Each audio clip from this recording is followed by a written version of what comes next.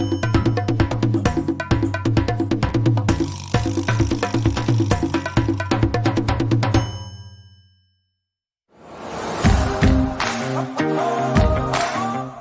country.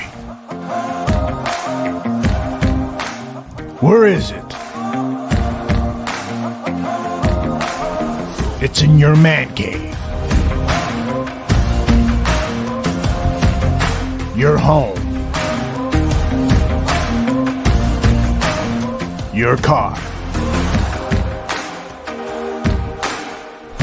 Your local bar. Your city, state. It's across the world.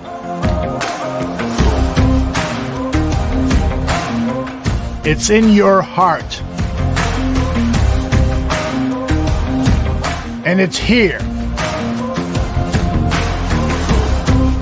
The Bears Country Podcast.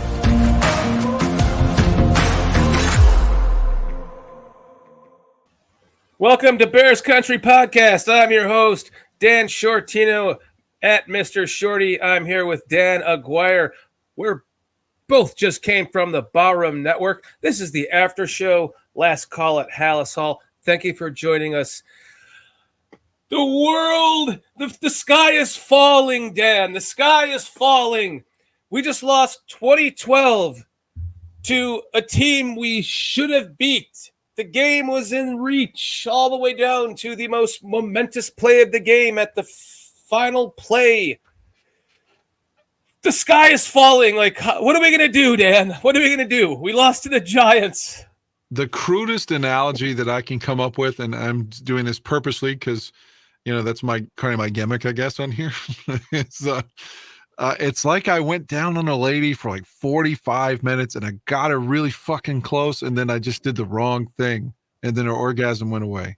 It's kind of like the Bears they had it right there. They had it right there.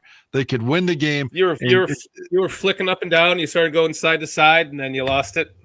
Something happened, and like the tingles and the jingles with her thighs and her shaking just stopped, and she looked at me like, "Come on, bro. You know better than that."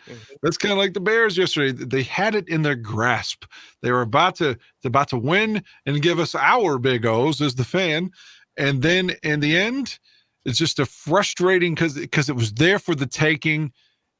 And to lose, you're 2-2, like I said earlier, the 3-1 would have been just so much better morally. There are no moral victories, but fuck, they kind of are when you're at 500. And you got a division game now that you could easily lose, and then suddenly you're under 500 with 2 division losses. So everything's on the line Sunday now. I mean, it really is a big game.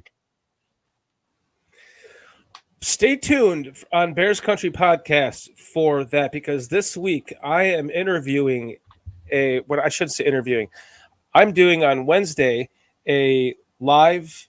No, I'm sorry. It's going to be recorded. But I'm doing a podcast with a Vikings podcaster, and we're going to kind of do like a quick video on the breakdown of the game. So stay tuned for that. Like and subscribe and set your notifications, as they all say. Look out for that, because I'm hoping that goes well, because he seems like a nice guy. But it's like if. Go ahead. My bad. Go ahead. I was just saying we have to win this game. Here's the only thing I can say to give us hope right off the top, because we can still dissect this and get all this negativity out of the way that we're feeling right now, if at all plausible. But the Vikings, now, again, they just won against New Orleans, but most of the time, if you have to go to London to play, the NFL gives you the week off because you're jet lagged, you're traveling and shit, They're coming back from Europe. I mean, you would like to think this is a game where the Bears, just because of just sheer tiredness from the Vikings, should have a chance to win. This has to be the game to win. You're right. That's exactly it. We have to win this fucking game. Or the other guy that we have on from England that listens to us, Chris. Chris Watts was supposed to be on tonight. Actually, he was supposed to be on, but he had something come up. He had to change plans, so he's going to come on with us next Monday night. Love Chris Watts. Which it would have been perfect. Me too. I love Chris Watts. My favorite part of Chris Watts is deciphering the puzzle that he puts out into the air that my brain has to take and put back together and make it a word. I love listening to him talk. It really is my favorite part about him, as much as he's also such a huge Bears fan. And I love his passion for the Bears, being from someone that's overseas. And I did a podcast with him when we first started Bears Country Podcast, all about that. You guys have to check that one out if you haven't seen it yet. It's a good one. He just describes how the 85 Bears, I mean, they not only took us by storm, Dan, they took the world by storm, and he's living proof of it. I guarantee you Berlissimo would have some 85 Bears stuff to say too, because I don't know how old he is, but he does have some gray going on. So I imagine he's probably in between you and I somewhere. So I imagine they affected him as well. And the fact that the 85 Bears were overseas, and that's basically what started the movement towards the NFL in Europe, per what Chris was saying. That's really fucking impressive. It was the Bears that did that. The founding franchise of the NFL in the United States is also the founding franchise of the NFL in Europe too. And we're also the team that can't beat our rivals at all now. I have a suggestion though, if you don't mind. If you're cool with it, it's your show. But again, Sonny, he is a huge Justin Fields fan, and like to the point where he can go off for 20 minutes talking about his passion for Fields.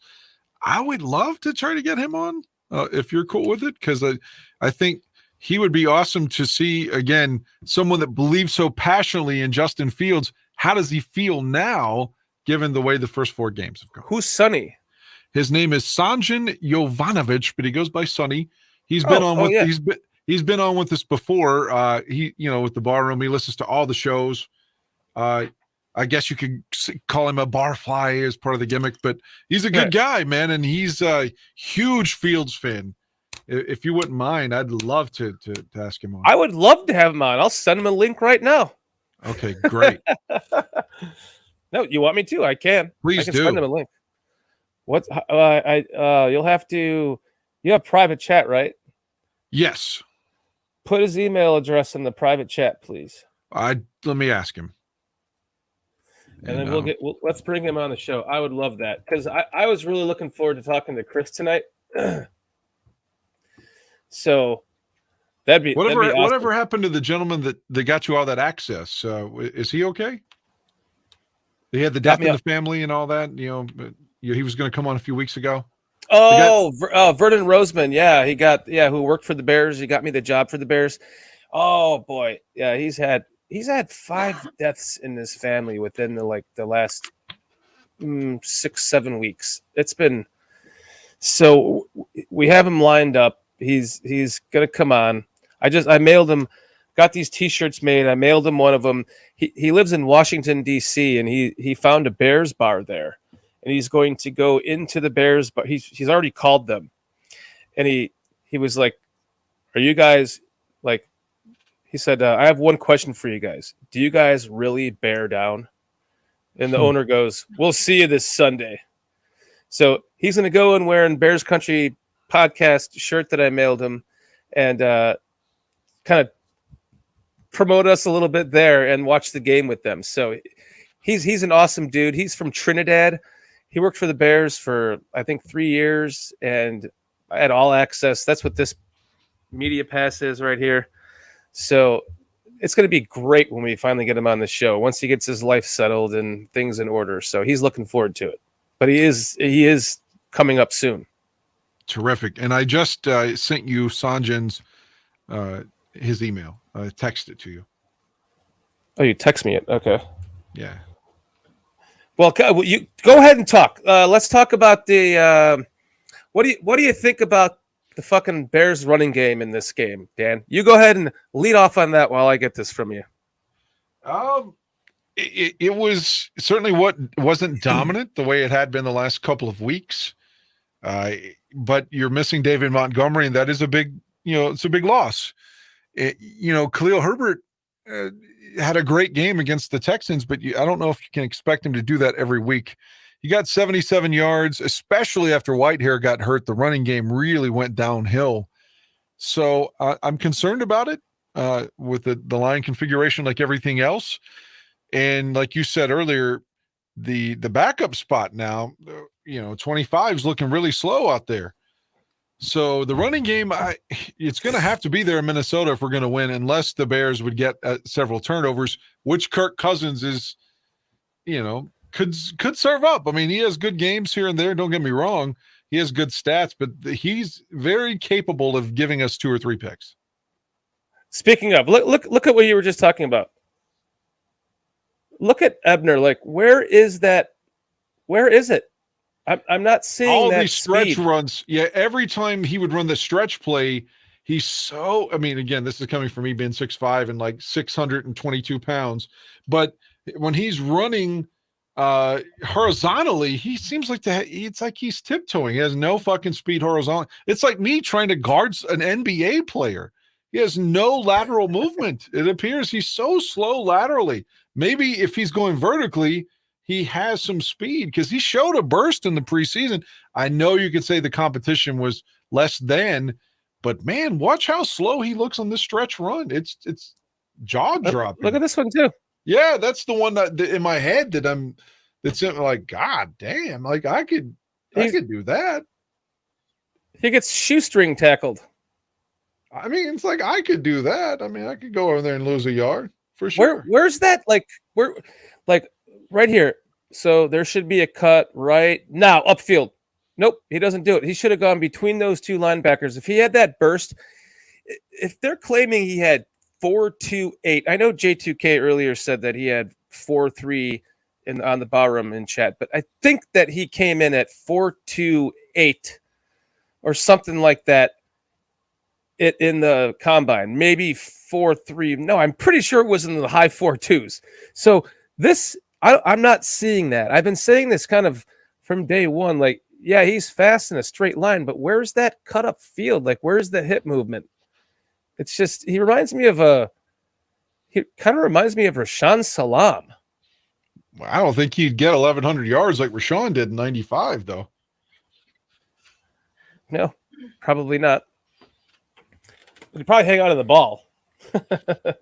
I don't know who he reminds me of yet. In the preseason, he looked like he pass blocked better than Herbert for sure, and it seemed like he had a burst.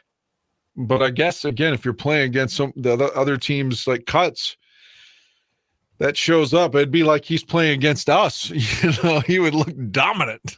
But against like the NFL ones, maybe that's the big difference there. I don't know.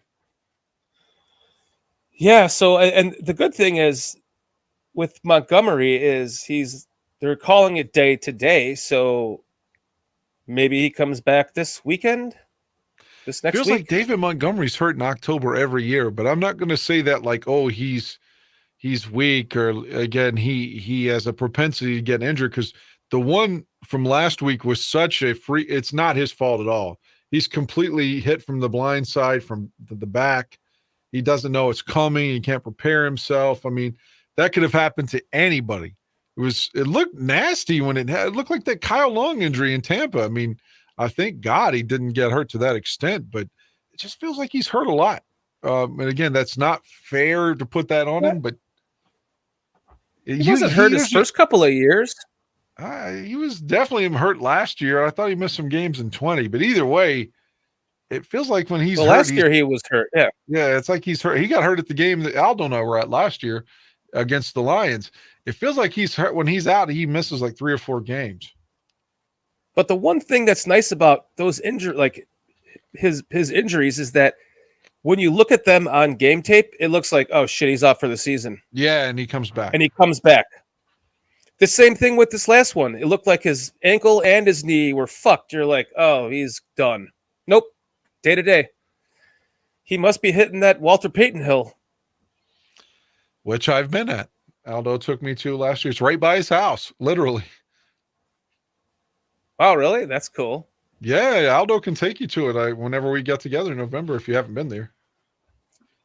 We're trying to figure that out. as far as all, because we have a game, we have a courtesy of Dave Heiser, the Heiser Group. Thank you very much, Dave, for the tickets that we're all going to November 6th against the Dolphins. Dan, you're gonna love these seats, man. But like this, I completely lost my train of thought thinking about how awesome these seats are. What were we just talking about? We're talking about getting hooked up with Aldo to take you to the hill, which is right by his house. Yes. Yeah, and people. So we have this parking. He gave us the parking pass to the, parking lot, so we can tailgate. Dan, I haven't talked to you about this yet. I was trying to set it up with Aldo and everything, so we can do that. We can go tailgate before the game. I will definitely, if that's what you want to do, I will definitely partake. Not in the alcohol part. I definitely cannot drink it at 9 Central Time or whatever. But I've never been I'm just being honest, I've never been a tailgate guy. I think Aldo's very similar to me in that regard. Like, we want to go in and watch like the team warm up and stuff. Like when we were watching in Cleveland last year, we were like, man, the Bears look fucking dead today. No energy. They're not running around. Like Cleveland's all excited and like, it looks like they're really getting into it and breaking a sweat, and the Bears are just standing around looking at each other. And that's the way the game went. So I think there's a lot of intangibles you can get from just watching the body language and stuff. Not that I'm Bill O'Reilly here, but he always had a body language expert on. But anyway, point is, I always want to go in early. I always wanted to go in early and forego tailgating. But if that's what everybody else wants to do, then by God damn it, I'll be there.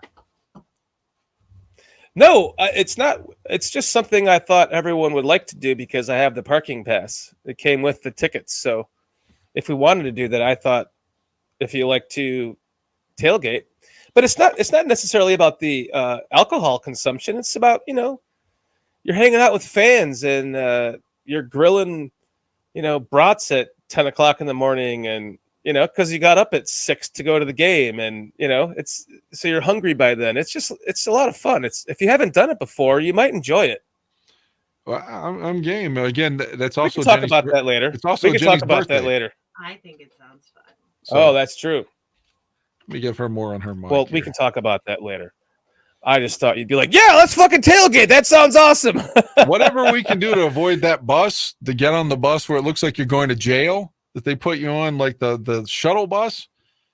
I mean, it looked like we were all going straight to like some famous prison last year when we were going to the fucking game. So yeah, the fact that you can park, that sounds good, because we were like, man, we've got 30 minutes to get to the bus. We've got to hurry up and get back to the bus. Mm-hmm. So yeah, I would like to. Well, what we do is we take the train. Okay. Yeah. So look, normally what we do is my cousin lives. The train ends from Chicago in his town. So we just get on the train in the morning, take the train to Chicago. My idea was we could, meet up in tailgate. But if not, I mean, we would have to do that because we still want to take the train either way, because it makes it a lot easier for us, That's how we used to do it.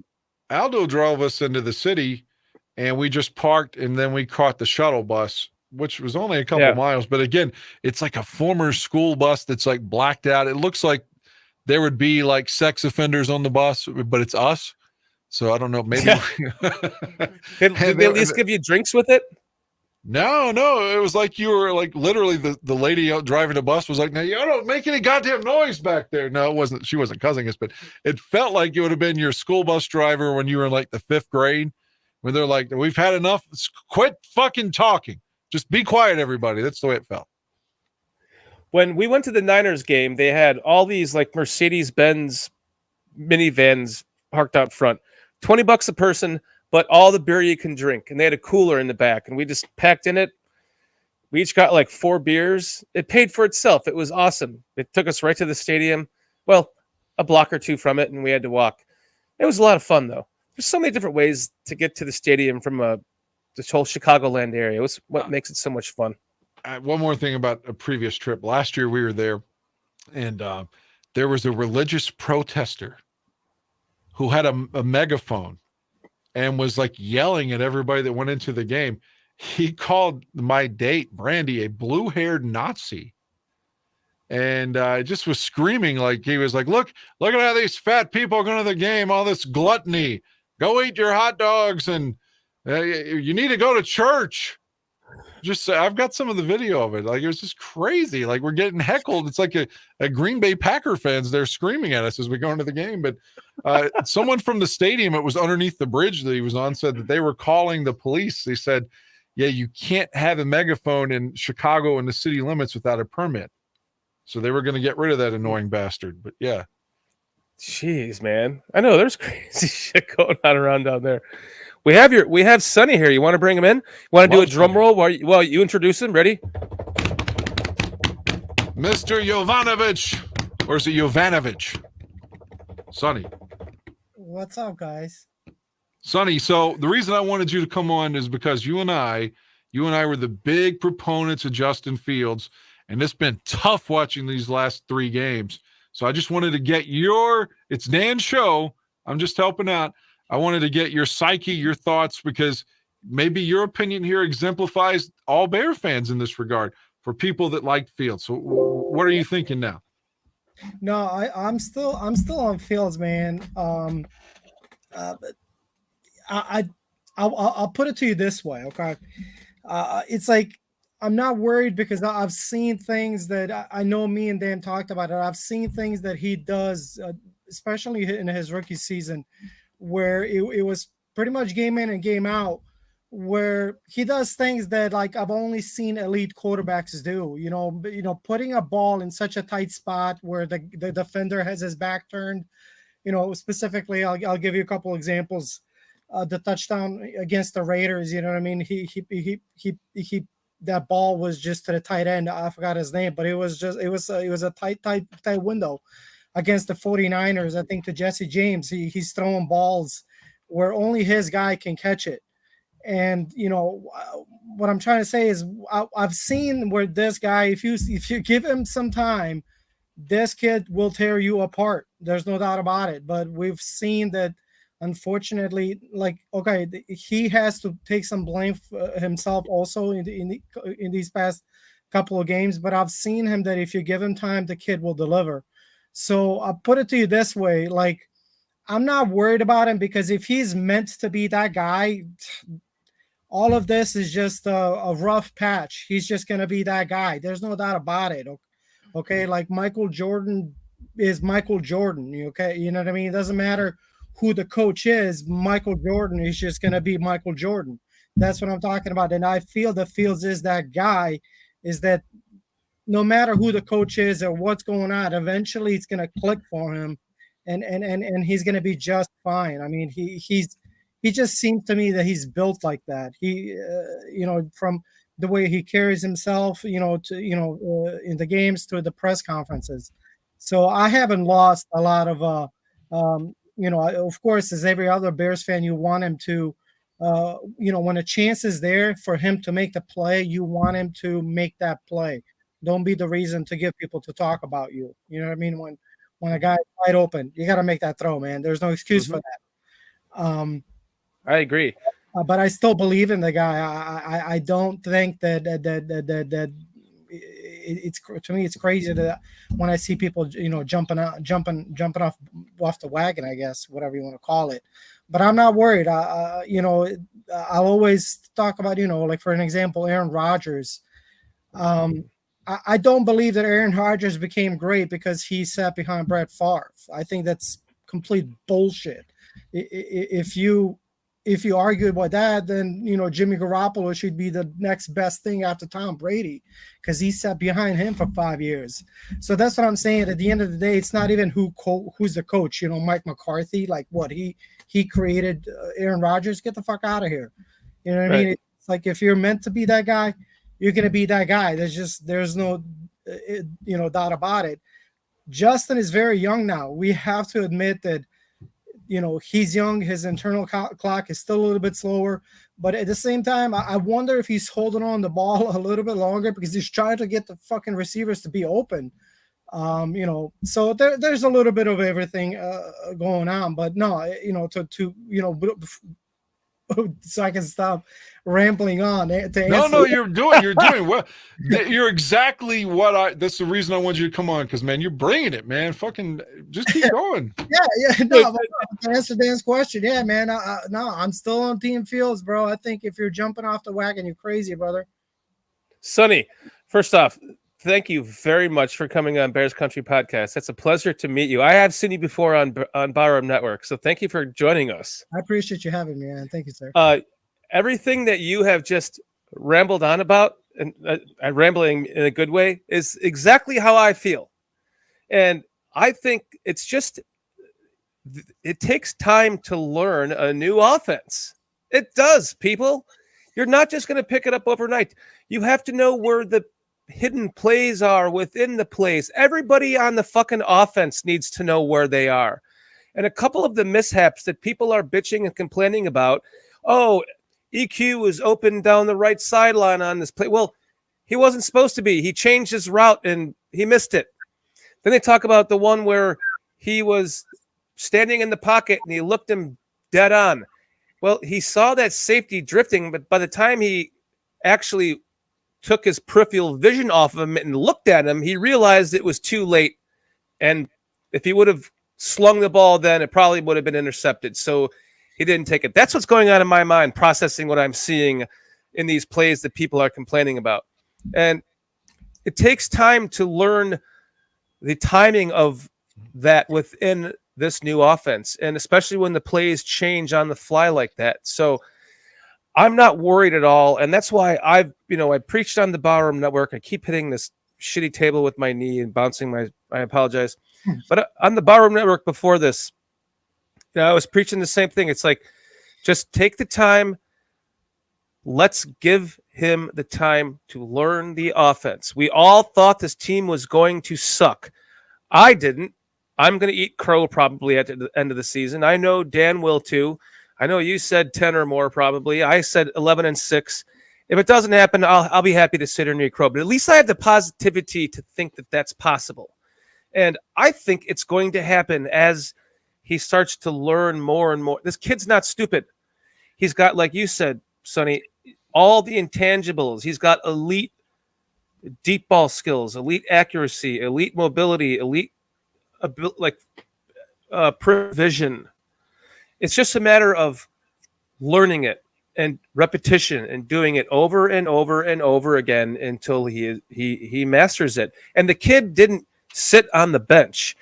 Some kids can come in out of nowhere and light up the fucking league, and some kids can't. And even Patrick Mahomes sat on the bench for a year. Josh Allen took him a couple years to figure it out. He was also changing regimes in the beginning. So to finish my rant, this is not on Justin Fields. Everyone, if anything, we need to be worried about him seeing ghosts, like we were talking about, and we don't want the happy feet to become a problem, So let's get the fucking offensive line fixed, and then I think from there we're going to build up. That comment there, it says that they can't win 2 more games. I mean, god damn, that's going to be a long season. But that's happened. I remember 89, we started 4-0 and finished 6-10. I mean, that was dreadful. You start 4-0, and then think about that. You lose like 10 of the next 12. It's just, god damn. 0-2, we lost 8 in a row after starting 2-0, and it was 2-8. Like, I don't want any more of this kind of shit. I mean, I don't know about you all, but by like, if we're in the middle of another one of these long losing streaks like Nagy had, 5-6 games, I might become unstable on this podcast. I may need to get prescribed some kind of medicine before this is over. You'll be doing it with me, Dan, so we'll be doing it together. Trust me. Damn, man. Like, yeah, I'm going to be I mean, every time I come on here, like with the Bears, like, again, I don't understand that thought process that thinks I'm not contradicting that particular comment, but I'm just saying going into the season, if you're like, they're going to be 3-13, 3-14, I'm like, why are you a fan then? I mean, like, if you don't believe that underdogs can win, that's the whole premise of sports. That's the whole premise of movies. That's why Rocky's a success. Is that the underdog can win. How many times has the team that's, 6-2 gone in and lost to the team that's 2-6. Yeah, exactly. Happens all the time. Yeah, it seems like it never happens for us, but yes, it's like, but think about it. When the Bears were unbeaten in 06, I think what we were 6-0, 7-0, and lost to Miami at Soldier Field. And Miami was garbage, led by Joey Harrington then. So upsets happen. And why not Sunday in Minnesota? They're going to be favored probably by 6 or 7. Easily. Yeah, maybe even 8 or 9. So why not? I mean, they're going to be jet lagged. Go in there and stop them, man. You got 2 guys on your team that can help with the playbook that we picked up from Minnesota, Sonny, I'm curious to know what you feel about the rest of the team. Like, what do you feel about the defense? My personal opinion is they need, one of these guys in the middle, and they need a fat ass on the defensive line. They need that pig on the defensive line. They're getting manhandled, and that part of it is more worrisome to me than the offensive line, to be honest. Yeah, you know what? I don't know why. Well, I guess I should know. I should say I know why, because I got hyped up just like the rest of the Bears fans. But for some reason, I thought that we would have way more turnovers with this defense. And man, for some reason we just can't stop the run, man. We're getting killed. This last game against the Giants was just so embarrassing, man. I mean, for God's sakes, what's his name? Daniel Jones, right? That's the name. Yeah. Man, I mean, they made him look like Hall of Famer, Daniel Jones. Like a superstar, bro. I mean, that was really embarrassing. So not embarrassing, it's just disappointing. It's like, Jesus Christ, it's like Daniel Jones. He's slow. For the love of God, can you imagine if it was like Lamar Jackson or something like that? Like, I don't understand, But yeah, it was just some of the players disappointing. I know Roquan Smith, he's like hot and cold. There are weeks that he's just like, my God, he's just wrecking games, man. And you can tell that, like, you know what, you play like that, they'll pay you $20 million, man. Because if you can impact games like that, like make an impact, to be the game wrecker, and they'll pay you $20 million. You can't just be, you have a bunch of tackles, but we lost the damn game. Right. I don't know, man. It's just because some of those tackles, it's like, the runner is like gains 10, 15 yards, and he's getting tackled. He gets the tackle for it. Yeah. Great. Thanks. so he's racking up the tackles, but yeah, but we're losing the games, man. So it's like, if you want to get paid, like, be the game wrecker and they'll pay you. But I'll have to say, Eddie Jackson, man, that guy's waking up. So that it looks like he's the old ball hawk. If they're gonna sling it in the back, man, they better be on point. The quarterback better be on point, because he's gonna pick it off, man. So yeah. When you put a Brisker next to him, yes, you're starting to see the Eddie of old. Yes. Yeah. Dan, what do you think about Brisker? Brisker was faked out a couple of times on those bootlegs, but eventually he came back with that big hit, on Daniel Jones. It's like, finally you popped that motherfucker, and he went straight down. Again, anyone can get their Achilles or their ankle hurt. He had a lower ankle, it appeared from watching TV. But I had that feeling like, this dude is soft, man. Why are we getting beaten by this guy? I mean, he looks slow and it's not just because he's a white player either. I mean, you hate to lose to a guy that you just feel like if Fields was on the Giants, he would have had 150 yards rushing against us. Like, Daniel Jones had 60 whatever, and it's just like, this guy's not any good. Like, why are we losing to this fucking guy? Like I said, I made a joke earlier, maybe it's insensitive, but he looks like a guy with too many chromosomes to me. Like, like he reminds me of Rod Sterling or something from the Twilight Zone. The Twilight Zone, yeah. I don't know if he looks like Rod Sterling. I hadn't thought of that. He's more like a business-looking guy to me than like a football player. To me, like I said, he just looks like a guy that's got, Down syndrome or something. Again, I hate to mock people. I'm not trying to mock the disabled, but he just looks like a kid that would be in like, oh, he's in the special classes. He's on the smaller bus. Kitty, can you pull up can you find a picture of Daniel Jones and cut it out and pull it up on the screen? Can you do that in your free time? I know you're doing nothing back there. God damn it, Kitty. I think Daniel Jones looks more to me like a fucking like he should have a suitcase in a suit and walking into a high rise, you know? He looks like a guy to me that would be getting bathed by somebody else because he can't do it by himself.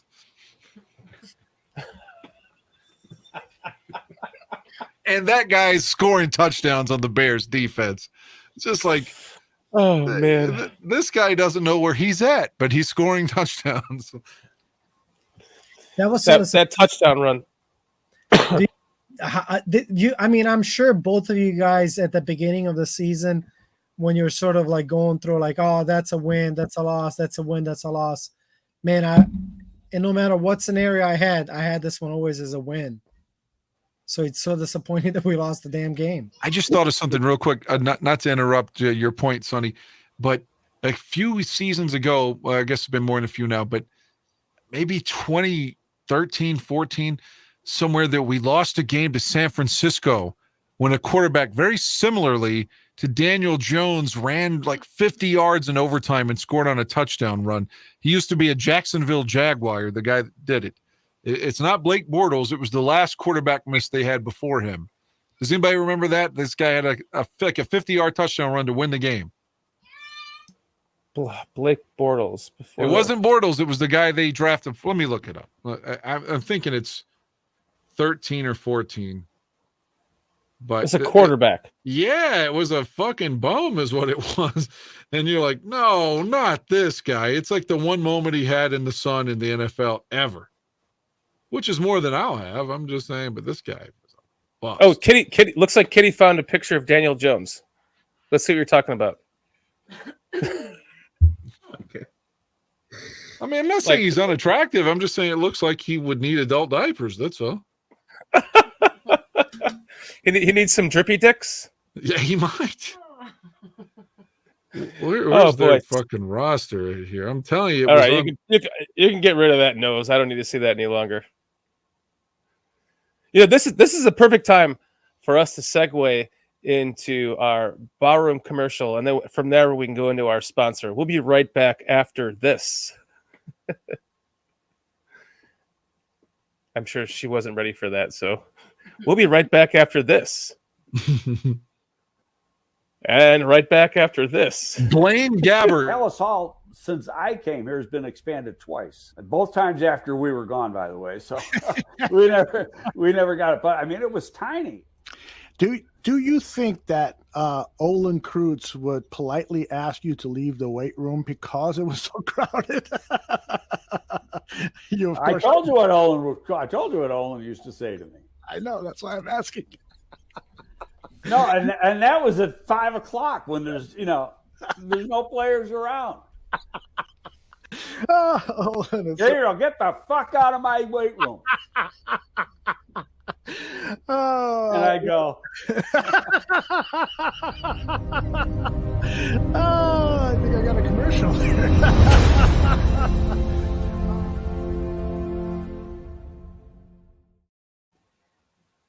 Blaine Gabbert. So Blaine you're like Gabbert. Yeah, and this is the way the game went. The Bears led 20-13 in the fourth quarter. They scored with 3 minutes and 32 seconds to go in the game. Kadeem Carey scored with the carry, 20-13. And then with 1:42 left in the game, Blaine Gabbert ran for 44 yards. He hadn't had 44 yards rushing in his entire career, but on one carry, he scores, ties the game at 20, and then in overtime, throws a 71-yard touchdown pass to Torrey Smith, and the Bears lose 26-20. Sometimes I hate your memory, Dan.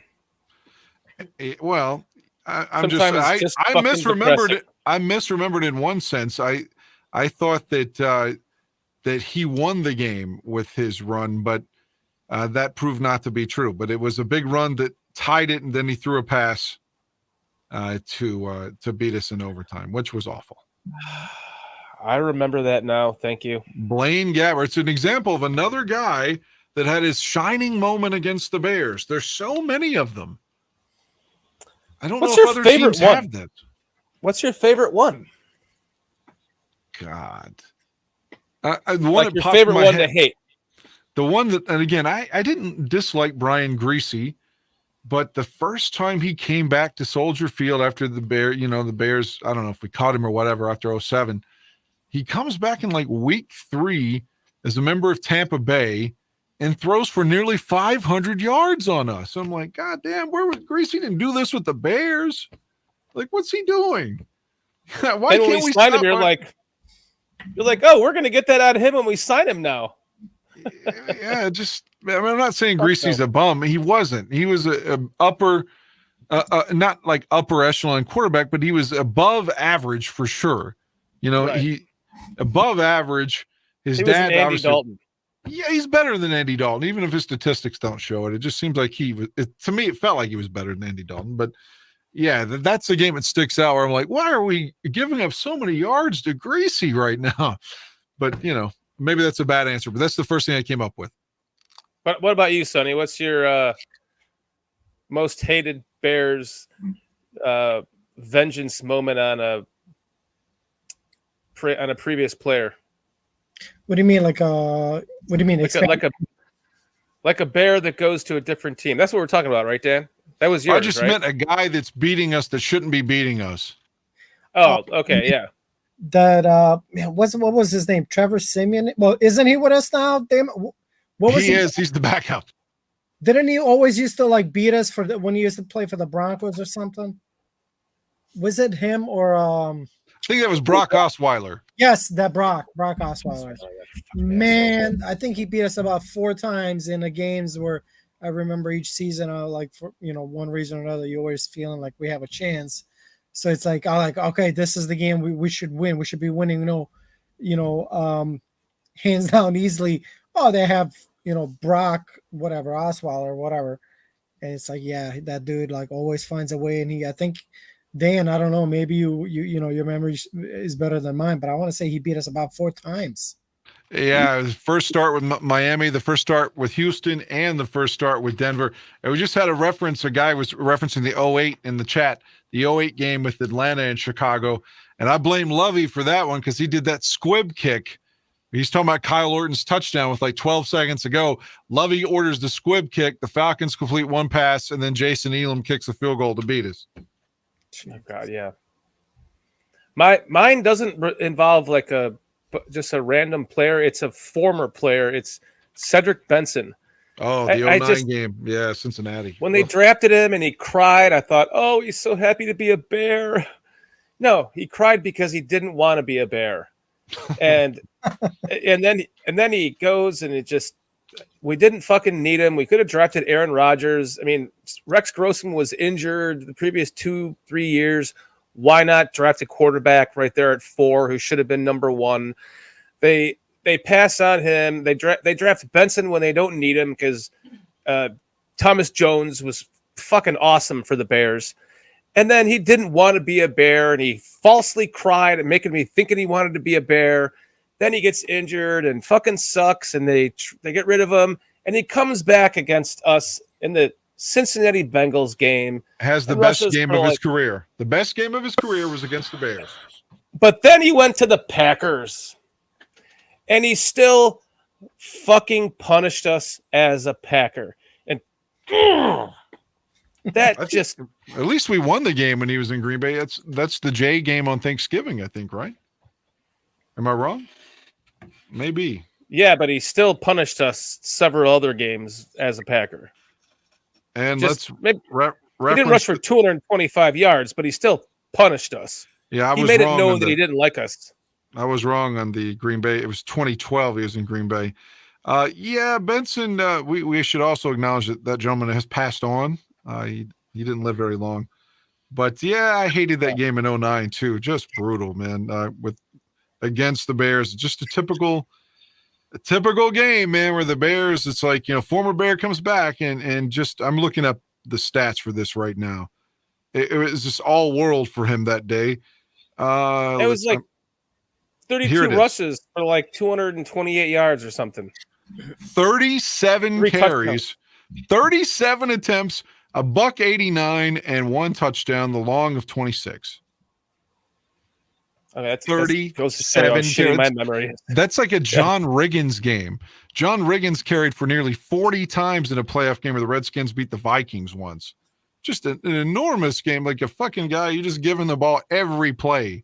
Every play. It just so annoyed me because that pick shouldn't have been him, in my mind. And the whole time he was a Bear, it would be like if he had 37 carries in a game as a Bear, he would have had like 69, 70 yards. No shit. Oh, but well, so anyway, that's games have passed. Like talking about this game again, like the 20-12 in a game that we should have won. It's just it just makes me feel like this, like I can't swallow. Like, why did we win this game? Like, You know what sucked for me, like watching that game, and I remember Dan, me and him texted right, pretty much almost that last drive that we had as an offense. But man, you just felt throughout the whole game that it's just like we could never put. It didn't seem like we could put plays together where it looked successful. Like we are able to march down the field. Like it seemed like nothing worked, man, in a sense. But you know, when you really look at this roster, you know, man, I know we all hold Cole Kmet dearly to our hearts, and you know, we think he's really good, but man, he's probably average at best. he doesn't have the fluid hips. You know what I mean? Like he's not that type tight end at the end of the day. You know what I mean? And then like Darnell Mooney, man, I don't know. Like on most teams, would he be considered number one receiver? Probably not. Maybe number two. So I don't want to give too much excuses like of why things aren't working, but you know, even at times when the line is holding and the quarterback is ready to deliver, no one's open.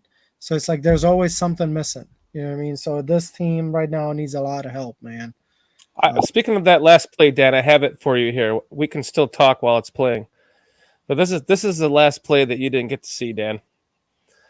I mean, it goes on for like 46 fucking seconds. So hopefully it doesn't get a copyright issue because I didn't have enough time to check it before. But I'll have to pull it if that's the case. But look at this. It just goes on and on and on and on and on. That wasn't 46 seconds, was it? It keeps going. It's like that was about to be a forward lateral anyway, I think. So. Yeah, Justin Fields had the ball twice and threw it across the field. It was the most exciting play of the game. Like it was the last one. The Falcons scored on a touchdown like that in the playoffs against the Saints following the 91 season and won a game in the Superdome. It may have been Deion Sanders that scored, but he was definitely involved in the play if Deion was the one who scored. But they was doing that lateral shit and ended up winning a playoff game doing that. I remember that, yeah. And don't forget the Titans there with the Music City Miracle, which was just a pass across the field. It could have been a lot forward lateral, but still it was a gimmicky play such as that.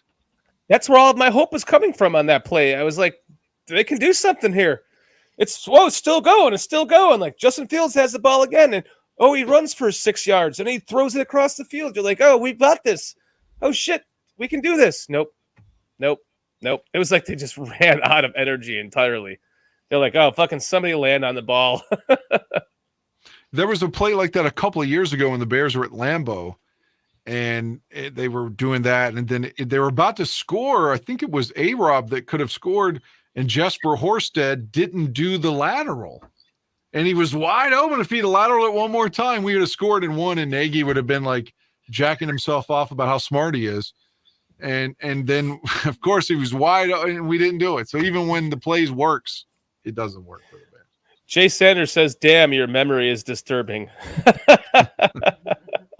I just bought some more ginkgo biloba to help my memory as well. Someone took all my fucking vitamins or stole them or something. I have these videos I put in stream and I forgot what they were. So let me just pull them up really quick so I can remember what they are. What is this one? Oh, that's the Justin's getting murdered video. We can put that up. Did you see this? Were you on the Barroom watching this, Sonny? Did you see this? This is the little compilation I put together of Justin Fields getting murdered. This is a snuff the last film. game. Yeah, no shit. I mean, when you're watching this, you're like, oh, damn, that's my quarterback. Like, look at all the hits he's taking. Look at all the running around he's doing. He's just running for his life. When is this going to stop?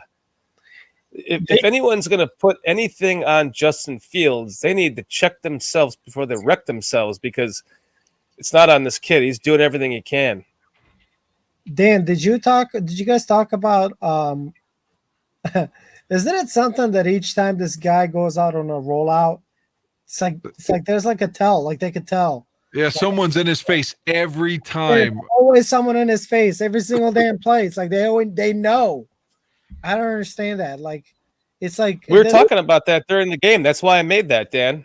At this point, it happens so often that it's like, well, it can't just be like, oh, they call the good play. Like, I don't know, man. And Daniel Jones is running free every time. Yes. But our guy, like he said, is about to get smothered to death by somebody. And why is that? Why is it every time they know what's coming with us, but we're completely befuddled on defense? Well, here's another thing, Sonny, since you're such a huge Justin Fields fan like we are. You know, one of the things that they've been talking about in training camp and, you know, ever since this new coaching staff is working on his footwork, working on his throwing mechanics, things like, you know, all of that jargon. So on this particular play, I kind of want to use this as an example of why I think that he might be thinking too much. And eventually when the offense starts to come to him, and that's why it's so important for them to have established the running game like they've done, is to try to build the offense towards him so that it comes to him. So I think this is the play. This is just kind of watching his throwing mechanics and his footwork. It's just a slow motion of what was on, you know, at like the after play when they were showing it. So do you guys see a mechanical issue do you think he's thinking too much about his throwing mechanics right here? Because it looks like he's, I don't know, the footwork aligned with the possibility he may be thinking about how to throw the ball could just overall be adding to some of the holding on to the ball too long issues that he might be having. That's like just kind of an example I have. Just watching it in slow motion, you can see that he took that double step, that hop, almost like prematurely. So he may just be thinking about things a little bit too much too along the way, and that's going to cause just some hesitance and missing a read and, you know, things like that. So I think he's going to get this figured out. I really do. It's just going to take a little bit of time, and we all just have to be patient with it. We're so just starved for a quarterback, and we've watched Green Bay have a Hall of Famer for however many years of most of my life, and we want one now. But we have to realize there is something that has to take place for this to happen. There's a process that has to take place. And when it finally starts to take place and things start to become natural, it's like learning how to type on a keyboard, which I don't know how to do. But, you know, if you're just looking at you see those people that are just like, you know, just like typing away. Like, how do you not even look at your keyboard? That's what you need to be able to do as a quarterback. And it'll come. Just give him time within the same offense, the repetitions. It'll come. No, you could definitely tell that he's, you know, when I was talking about earlier, he's built differently. So I'll compare him to, you know, I've only been watching football since 2015, and so I don't know a whole lot of quarterbacks that I can draw upon, is what I'm trying to say. So I'll just compare him to Mitch. But one thing that remember very vividly about Mitch, every time after the game's press conference, if he had a shitty game, let's say he threw an interception or something, they would ask him like, "Oh, well, what did you see? What happened?" 9 out of 10, Mitch would say like, "Yes, we're gonna have to see the film. I'm gonna have to see the tape to know more about it." Blah blah blah. Justin Fields, nearly almost every single press conference that I've seen so far, if he messes something up, he knows the coverage of the defense that he was covered too. I saw this. I can tell him that I can tell that he's explaining something that, he can tell what they did to him, how they tricked him or whatnot. So he is very smart, and that's what I'm saying. He is built different, to where, like, I don't want to say he can learn on the spot, but it is very encouraging to see that he can recognize that right there on the spot instead of needing to, I don't know, like I said, I can only go off of Mitchell Trubisky. It's like, oh, I need to see the film. And you can tell he's upset when he had a bad game and he missed the plays. He's talking about the different reads he missed or the receiver that was wide open. He's pissed at himself and he doesn't want to talk to people. So he sits there and then he comes back. And I know that his dad probably went to him after that, bad press conference where he was just didn't want to be there. And he came out and apologized for it. I guarantee you that was his father talking to him that night. Like, listen, kid, you have to be aware of how you're acting and interacting with the media and what your persona is and how you look when you're talking. I know you're having a bad game. Yeah, I think, but you have to make sure you project yourself more positively than that, Yeah, I think that was, I agree that there was more of like, man, you don't want to, even though it didn't personally hurt me, but you know what, man, if I was some old ass Bears fan that drove from goddamn Chicago to Lambeau to watch that fucking bullshit live and then have the fucking Packer fans then laugh at my fucking face on the way home, only to see my quarterback talk shit like I don't care about the fucking game, I'd be fucking pissed probably in that fucking moment. Like, fuck you, motherfucker. You know what I mean? Did you just see what I fucking went through because of you? So, in other words, like, man, like at the end of the day, you're hurting your fucking brand, man. You don't want to be that guy. Be like I said, I mentioned Jordan earlier. You never saw Jordan pissing off fans. He knew how to make money. Man, Justin, he would be Michael Jordan 2.0 in this fucking city if he works out. You don't want to hurt your brand. You don't want to hurt your brand, So I agree with you that was just him trying to. He's pissed off. I do like that he is emotional, man. He doesn't want to like losing. I like that, man. But yeah, he's just gonna have to learn how to. It's a big market, and he's gonna have to learn how to control his emotions. Shit. Plus, he's always so just even keel, anyways. That if he's down, you can tell he's down. Because he's usually just so monotone, anyways. Yeah. And if he's pissed off, then he's just even more like introverted. Like, I don't want to fucking talk about this. Just, yeah. There's just blah, blah, blah, blah, blah. Yeah. Yeah. It'll come, man. He'll learn. He's got a good father. He's teaching him. Yeah. We're probably talking about Justin Fields way too much, aren't we? I mean, every other show is too, right? Probably in the negative light. Exactly. Well, if I had to guess. He's the future. I mean, at the end of the day here, like, you see what we messed up with Mitch. It's like it seems like, the last 5 years, 6 years went down the drain. Nothing happened. That's the same thing here. You don't want us to be 4 or 5 years in the future and look at the same shit backwards. Like, fuck, man, that was for nothing. So, yeah. And for anybody that thinks that there's like a better quarterback in this draft, I beg to differ. There's not a better quarterback than Justin Fields in this upcoming draft, in my opinion. So even if they had the number one pick, I would rather they trade it because Justin Fields still, I mean, he hasn't even played a full season yet. So we're going to get there. So Dan, what's going on over there, buddy? I You was making just out with cleaning. your girlfriend? No, you caught me using Listerine. In this last segment, I have flossed, brushed my teeth, and now I've been using mouthwash. You got to have good breath on the mic, you know? It's true. You don't want to. I had this friend when I was a kid. I remember I spent the night at his house, 10 years old, and I had to pick up the phone to call my mom for something, and I could smell his parents' breath on the fucking phone. It wasn't a rotary; it was a push button. But I remember picking up the phone, and I was like, I could literally smell the breath on the receiver. Oh, God, I can still smell it right now talking about it. Yeah, Keep your mic clean with your breath, Dan. If you got time for a minute story here, I can tell you about the worst smell I've ever been around. Okay. If you're ready for this, if it's not going to take up so much time. No, that's fine. I can too.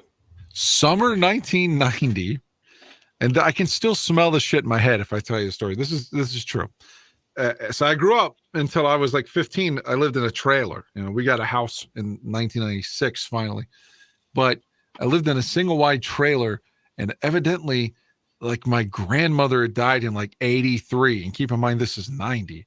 So they kept all of her stuff like locked away in a closet that was in my room, my quote unquote room as a kid, and my like drawers were blocking that door. So no one had opened that door in like 7 years. We got a water leak, and it covered all of her old clothes.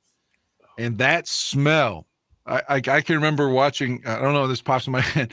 I was watching Friday the 13th, Part 8, Jason Takes Manhattan, that summer because it came on HBO and it was on loop for a while. It was new.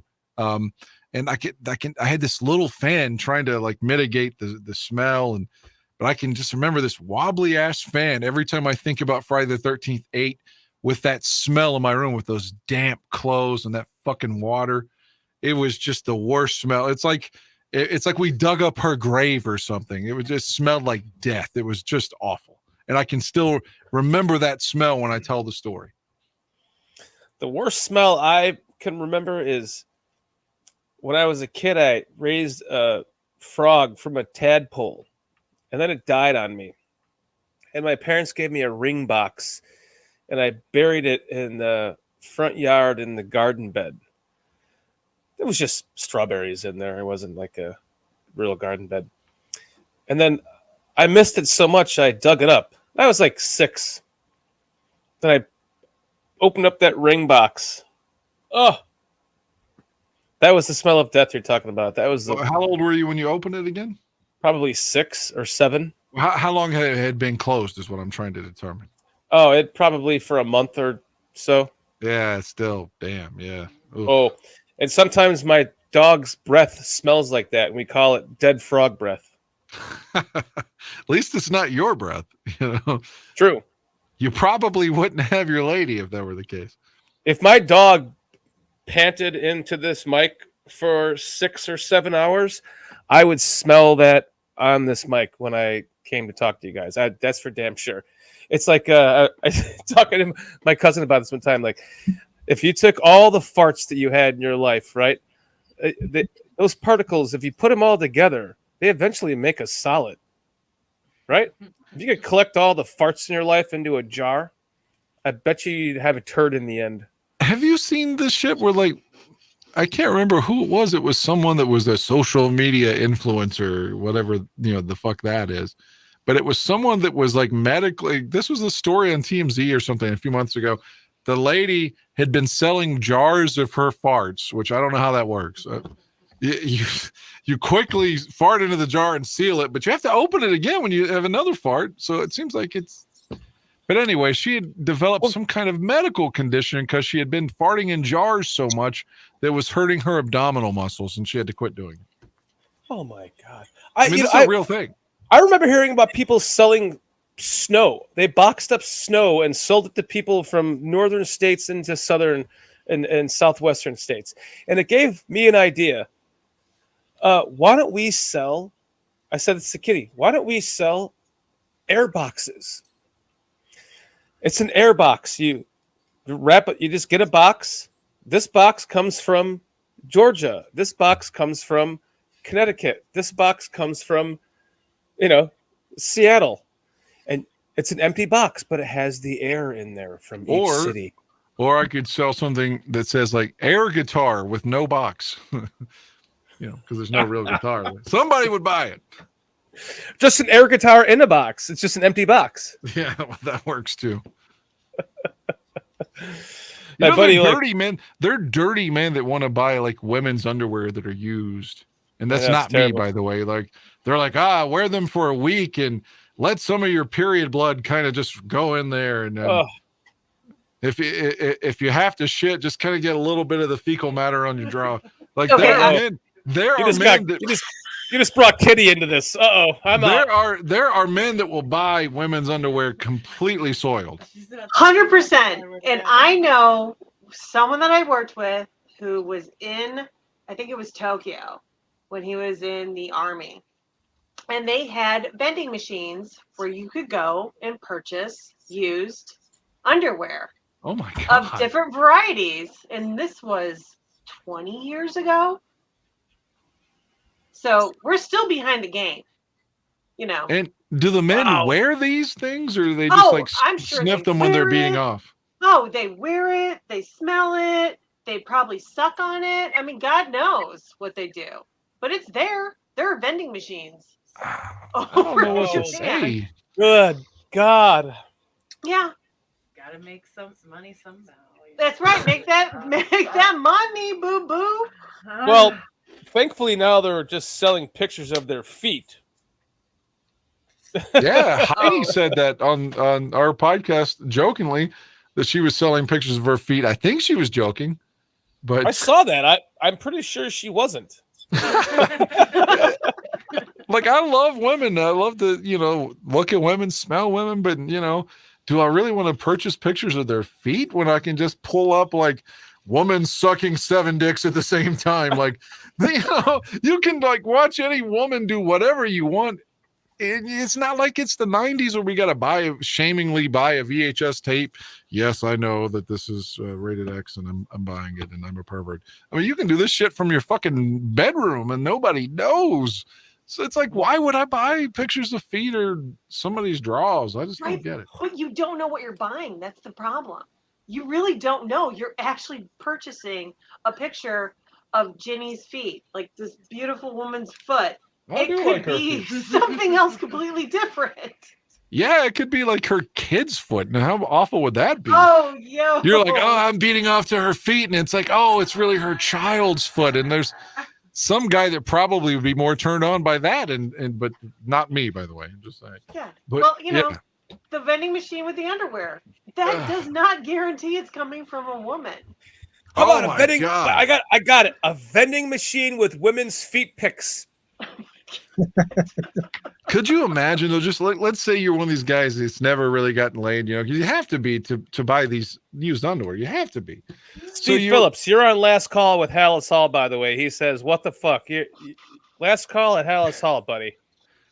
Whenever I'm involved, I have a way of making these conversations manifest. But let's say you're a guy that's never gotten laid. I'm going to buy this lady's drawing. I'm going to buy her panties, or and you find out it's like some man's ass, some dirty man underwear that you bought. That would just be the worst. I would say the smell difference between a pussy and an ass. No, there's got to be a difference. Like, I've never gone down on a guy, but difference. There's got to be. There's shaving involved. If there's no scaping between the ass and the taint, then I can't smell that. There's got to be shaving involved there. Yeah, but you might just be able to rub the underwear out between your taint and your asshole as a guy and get away with it. You don't know. The point is, you're dealing with some fucked up people. They're just. I'm not homophobic, smell. but I'm telling you, men would have to smell worse. There's just no way around it. I've never smelled balls that smelled like a vagina ever. I don't know. That's true. There will never be balls that smell like a vagina. And nobody wants to smell balls. I don't even think gay men like the smell of balls. Oh, I think this is the perfect time for a word from our sponsor, Kitty. You will never have your balls smell like pee-pee again with our word from our sponsor. Greetings. I'm Dr. Dick Richards. Have you ever thought you were done going pee-pee, only moments later to find a drip or 2 or 3 in your underwear? Have you ever felt ashamed? Well, feel ashamed no more. Even the iconic legendary musician Elvis Presley has had his own share of drippy dick. For all the males and the they, them, their, though, thou arts out there, anyone with a dick, I've invented a revolutionary patented design called Drippy Dicks. Our state-of-the-art patented design can absorb up to 2.5 cups of pee-pee. Place adhesive side down in your banana hammock. Watch Drippy Dicks go to work. The banana hammock is still dry. Just look at that absorption. Drippy Dicks. Made by a dick, for a dick. Drippy Dicks. Just put one of those in your banana hammock, Dan, and Ginny, you'll never have that drippy dick scent on his dick ever again. Aw, I want to know why this is exclusive to males. What about like drippy vag? I don't know. We have that. Well, I mean, not bloody drippy vag. Sorry. You can be a lady and be like, look, I've got a yeast infection. I've got discharge. So I eat at your own risk. And some dude will be like, oh, fuck. Okay. I'll go down on you right now. Are you on your period? You have a yeast infection, vaginal discharge, and a lot of odor? Fuck, I'm game. Yes, it's disgusting. Yeah, they want that yogurt culture. We're fucking add a little peanut butter and jelly to it and just make it better. Probiotics is good for the belly. Exactly. Natural probiotics. As men, we are savages. I mean, we're like cavemen. You guys are. Truly, I love you all, but you really are down and dirty, funky. Well, I guarantee cavemen didn't eat pussy. Do you think cavemen ate pussy? I think they ate girl ass and everything. Oh yeah. I don't think cavemen ate those hairy bushes and assholes. They just put their hard thing in their wet thing, and they went, oh, and then they had, what the fuck happened? Oh, let's do that again. Oh, we have more of this. That's the one thing I can say about cavemen. I don't think they care about the lady getting off. They're getting their own, you know. It's probably like 1 minute, and that's it. Oh boy, thank you all for joining Bears Country Podcast. Last call at HALAS Hall tonight. This is a lot of fun. We're a little off Bears subject, but fuck, we lost 20-12, and we've already talked all about that. So, Sonny looks very uncomfortable, and I apologize. Sonny. No, you're good, man. It's fine. Yeah. Sonny's like, Sonny, we were having this conversation. He said you want to talk about Justin Fields more? He said Justin Fields. Like, I thought I came from Justin Fields talk. What the hell? No, it's all good, man. Oh man, that was a lot of fun. That was a good conversation. So I mean, how do we even get back to Bears from there? I don't know. I honestly don't know. Like, but I don't either, man. Take a cold shower break.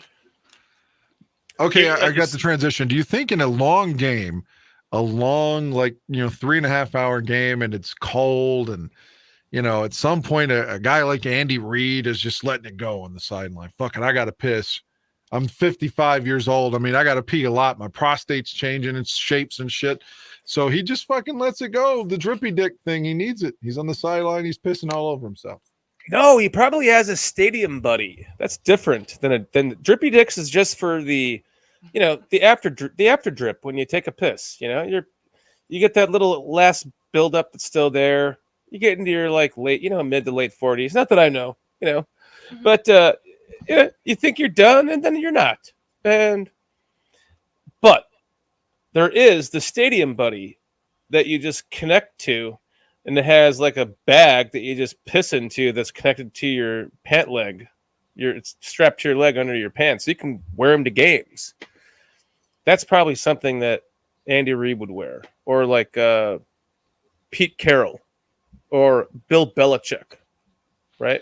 Belichick looks like he would just shit on himself and be like, "What? You smell something?" I don't give a fuck. Sonny needs to go. He says, Like somebody change my diaper when we're done. I'm sorry, Sonny. I didn't mean to embarrass you, pal. No, man. You guys are good. It's just late, man. I got to work in the morning, bro. Well, we appreciate your passion about Justin Fields, and hopefully he can fucking do something that makes us like, see, we told you. We told you. We need to see some, though, you know? Yeah, I think you're right, but I think it's gonna happen. It's gonna take a couple more pieces around him, and he's just gonna need a little bit more time to. He needs 30 games. You need 10,000 hours into anything to be great at it. Yeah. So yeah, I mean, yeah, and at the end of the day, like I said, like man, if I was a Bear, I'm really not worried because I really trust in him that much in a sense that, man, if it's meant to be, it's gonna be, man. Okay, who the hell knew that? What's his name? Justin Herbert was gonna blow up. Nobody freaking knew that. Okay, so same thing with this, man. If he's got it, he's got it. Nothing's gonna stop him. So if it doesn't make it at the end of the day, he just doesn't got it. You know, same thing. I know a lot, man. I know Nagy took a lot of hits in regards to Mitch. You know, like Mitch didn't make it because of Nagy. Like, man, I'm sorry. At the end of the day, Mitch was never that guy. Like, he's serviceable quarterback. He's proven it in Pittsburgh. Yeah, but Did you all see? He's just not that guy. There's a report floating around that Kansas City's toying around with the idea of making Nagy their next coach whenever Andy Reid resigns or retires. I mean, you talk about a team that's going to go 4-13 really quickly. I don't care if he's got a bomb squad on his, like he's going to fuck it up. I'm sorry. I have no faith in that man. Zero. No, none. Yeah. I thought they'd be worse this year with him as their quarterback's coach. They probably will be before the year's over with. That's true. Anything can happen. Yeah, I don't know, man. I've always said it that like Nagy, there's something about him and scouting players. It seems like a lot of players that he scouted, those players work out. You know, I mean, I know a lot of people will disagree with this, but I know that he's the one. You know, They wanted Justin Fields. He wanted Justin Fields. He's the one that brought David Montgomery. So there's a lot of players that like he wanted his hands in. I know when he was coming to the Bears, when the three quarterbacks that he scouted, Mahomes, Watson, and Mitch, he thought Mahomes was generational talent that they should not pass up on him.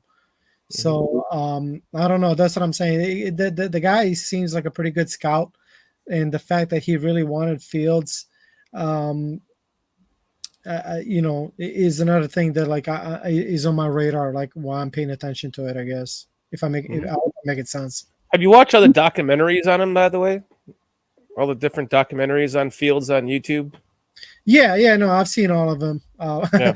Yeah, I mean, I think every single Bears fan, we were also excited that like that you couldn't get enough of content when it came to Justin Fields. And you touched on it earlier, Dan. We never had that franchise quarterback, the one where like other teams are afraid of Chicago Bears because they have to play that quarterback.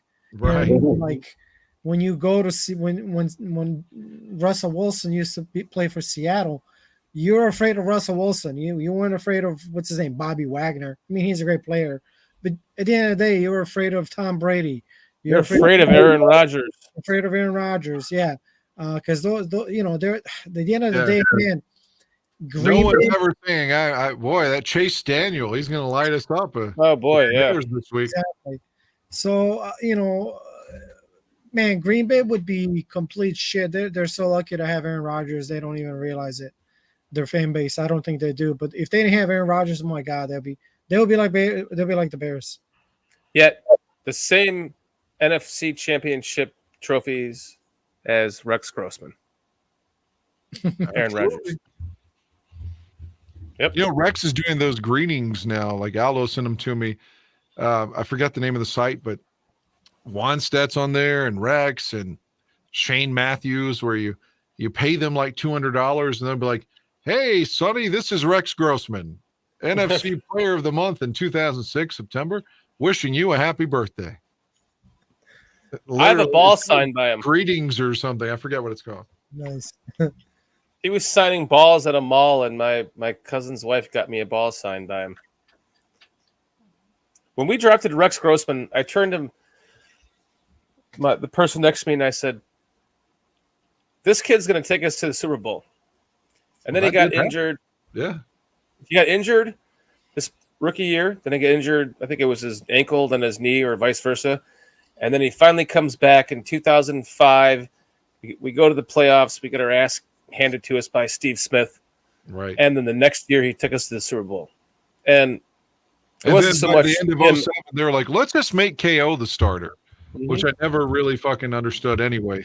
But yeah, Rex, man, I bought his fat head. I mean, I was a Grossman guy. My nephew was like 3 and 4 years old at the time. I had him in kid Grossman jerseys. I loved Rex. Me too. Rex means king, by the way. Man, and then they fucking came up with turnover source Rex, and it's just good Rex, bad Rex. I hated hearing that one. Man, I never watched Rex play before, but I heard that term "good Rex, bad Rex" from a Bears fan at work, and he's like, "Watch it." So one night on YouTube, I saw a game of good Rex. Dude, that was like Patrick Mahomes out there. So I'm like, yeah, no wonder that's a good Rex. But yeah, some of his games are brutally bad. It's like, whoo. But I was gonna ask you guys. I saw someone mention Jay Cutler earlier.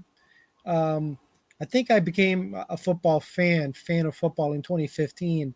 So I have to admit to you, man, I thought Cutler after a while was like, I'm like, man, get this guy off the team, because I thought he was like, I didn't want him to throw the ball anymore. Because I love Jay. No, I can't agree with you on that. I love Jay. Jay was my guy. I was the Jay apologist. I didn't know nothing at the beginning of any of his history of, you know what I mean? My introduction to the Bears and Jay Cutler was, I think I mentioned it on one of the podcasts, was when the Bears got blown up like 55-14 against Green Bay.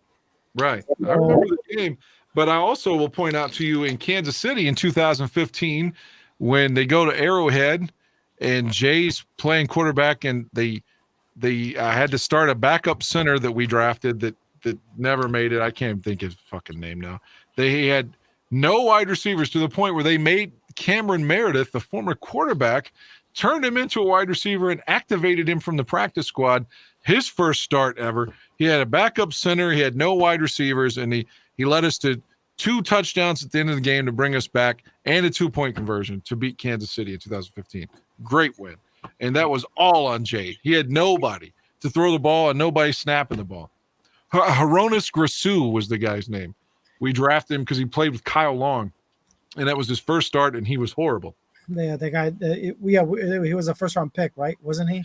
I think he was more like a 3rd, 4th, somewhere through there. Not to contradict you. You know, I don't remember a whole lot of that Jay. My memories of Jay were like later on, where it was like, man, every other throw was like interception. Like, damn it, man. I never really told you about my Jay experience, Dan. I mean, holy shit, over the moon when they traded for him. Yeah, me too. And watching like that first year, the 2009 season, to me was just a joke. I mean, I was pissed off that they got rid of Ron Turner after that. I thought they should have just let him develop into the Ron Turner offense. Then they go out and they get Mike Martz, and they end up trading Olsen because of that. That upset me. And then you start to see, you know, Cutler, they're going 7-1, 7-3. He gets injured, and then they miss the playoffs. And after that, the 2010 season happens, and they go to the championship game, and he comes. No, they don't announce an injury, but he just doesn't come back out the second half. After that, like, I started to wonder, like, what was going on with him because of that. And after that, I started to try to make myself find things wrong with him. Like, I always thought like he was projecting his pass. I always thought his windup was too slow, and then he almost like pointed the ball at where he was going to throw it, and it kind of showed people where the ball was going. And I started to develop this malaise towards Jay Cutler. And then I was happy to see him go and I was happy to see them draft even Trubisky. But I sit back and I look back on it now, and I realize how wrong I was about Cutler. He had been through so many different offensive coordinators. He lost one of his. If Greg Olsen didn't get traded and he has the same stats that he has now, he's the best wide receiver the Bears ever had, and he's a fucking tight end. So I've regained my renewed love for Jay Cutler. Looks like we just lost Sonny. Nah, he's got to work, Ben. He's apologizing. Okay. He told me to thank you, and he said he was sorry. He's got to go to bed, though. And he said thank you for inviting him on. Oh, yeah, I see that in private chat. Yeah. So then I have this now. Have you seen Cutler's podcast? Yes. Well, I listen to Cutler all the time when he was on with Waddle and Sylvie. So, yeah, I mean, I enjoyed Jay a lot. And another thing, I'm not trying to make an excuse for him. You have to understand he's checking his blood sugar constantly on the sideline where he's a diabetic. So it's just like, I mean, of course, this is type 1. It's just genetics. It's not his fault. He was never out of shape. You could say, oh, he was a little chubby when the Bears got him, but goddamn, not to a regular guy. For maybe a quarterback, he was a little bit heavy, but Kristen Cavallari was like, you're not allowed to eat anything bad, Jay, or I'll leave you. So she was like a Nazi with his like diet. And but he's probably had some baby fat on him still there too, you know? Yeah, but he got in great shape. In comparison from when we drafted him, but still he's checking his blood sugar every quarter, and that's got to play a role in your mood too when you're constantly trying to like get your insulin right. And like, to me, he's really misunderstood in that regard. I mean, if you had to take injections every quarter or constantly getting your blood sugar checked, you're not going to be in a great fucking mood, especially when people are hitting you every other play. You know, that plays a factor, and people don't ever acknowledge that, is what I'm saying. His diabetes. My cousin-in-law is type 1, and I know that he's worn down from it. So I get it. I mean, it's a tiring disease to have, just to have to constantly be fucking dealing with it and worrying about it and checking everything and watching what you eat and blah, blah, blah, blah, blah. You know, so I get it. Yeah. Well, we have some questions that we do have starred here, if we want to pull them up, Kitty, just to kind of wrap this up. So Renewable Rechargeable asks, Velas Jones Muff wants to know if this is like Lovie Smith's nipples. If you think Tua will play at that game that we're going to. Yeah. I don't know. I mean, it's not for another month, so probably. Unless there's another injury. I mean, I would say he's probably going to be out like 2 weeks now. You'd have to think, because they're going to cover their ass because they got some bad press about rushing him back. I'm going to say no, because I think he'll have another injury by then. That just seems to be where he's going in his career. I would say it's probably I'm guessing it'll be one of his first games back. I bet he doesn't come back till. So what are we in, week 5? I bet he doesn't come back till week 7. Week 7 or 8. So I think he'll be there week 9. All right. What's the next question, Kitty? Do you have one? Kitty, are you there? Leo Factor. He's asking J2K, what do you think about the amount of drag routes, slants we have used so far? Thoughts on routes we've been using? I'll leave that one up to you, Dan, instead of J2K. I haven't analyzed the amount of drag routes specifically.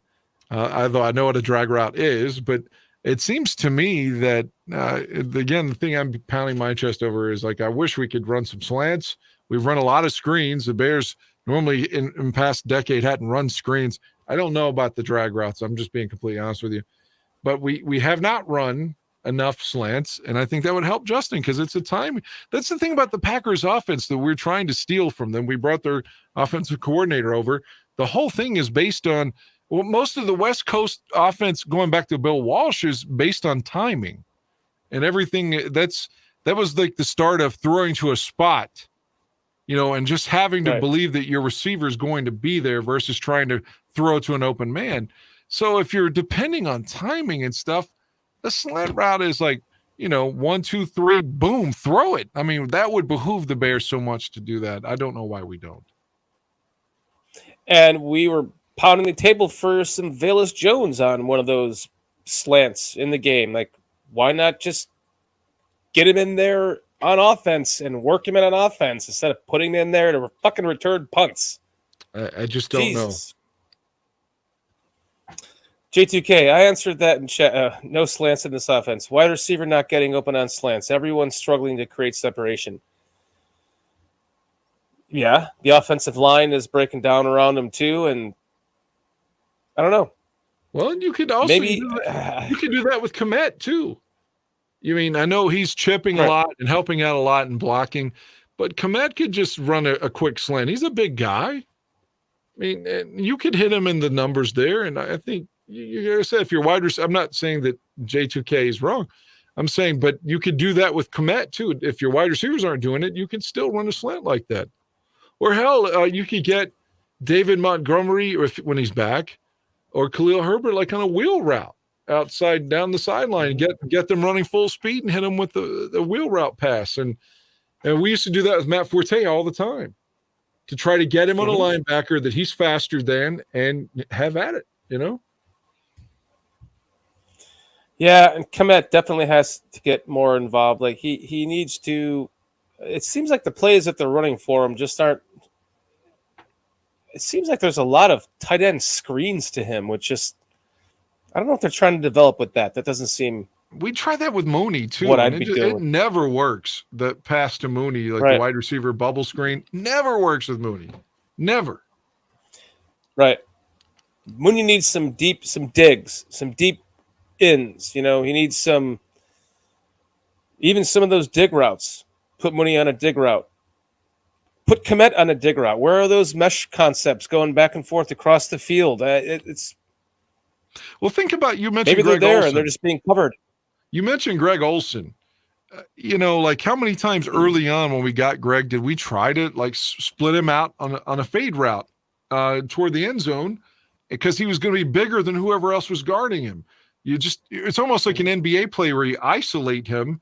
And again, the fade in the end zone, what Herman Moore always did to us with the Lions, because he was 6'4", and the guy guarding him essentially was 5'10". So we never do that. Never try to take advantage of a big wide receiver or a tight end and just tell him to go get the ball, man. It's almost like getting a rebound. But we never do that. I know. I was expecting this to be the breakout year for Komet, personally. And I expected a lot more out of him out of these first 4 games. But I'm glad they're 2-2 instead of 0-4. Or 1-3 for that matter. Yeah, exactly. We have one more question, Kitty. What is that? Bears country. J2K wants to know if you remember the Falcons versus Bears game with Kyle Orton. Dan, that's you. Yeah, they were wearing all white. I remember that very well. I love the white on white. And again, it's one of those frustrating games. The whole day, it seemed like we were behind, and like with like 12 seconds to go, KO hits, I think, Rasheed Davis for the score, and it just felt like, the Bears have won it. Thank God we've come back to win. It was an ugly game and low scoring, but we got the touchdown we needed with, I'm telling you, it was like 12, 13 seconds, and then Lovey calls for a squib kick. So Robbie squib kicks it, and the Falcons get the ball at like the 45-yard line. So then Matt Ryan, whom was a rookie then, throws the ball on the sideline. I don't remember who the Falcons receiver was, but whomever was, they caught it, got out of bounds with 1 second to go with one pass. And then Jason Elam, the old-time Denver Broncos kicker, was with Atlanta then, and he calmly came out and kicked the field goal and beat us. Again, you score with like 12 seconds to go. They have no timeouts, and they still beat us. And that was all on Lovey, that game. Absolutely. I remember it well. Absolutely on Lovey. Thank you for the question, J2K. I was trying to forget about that one.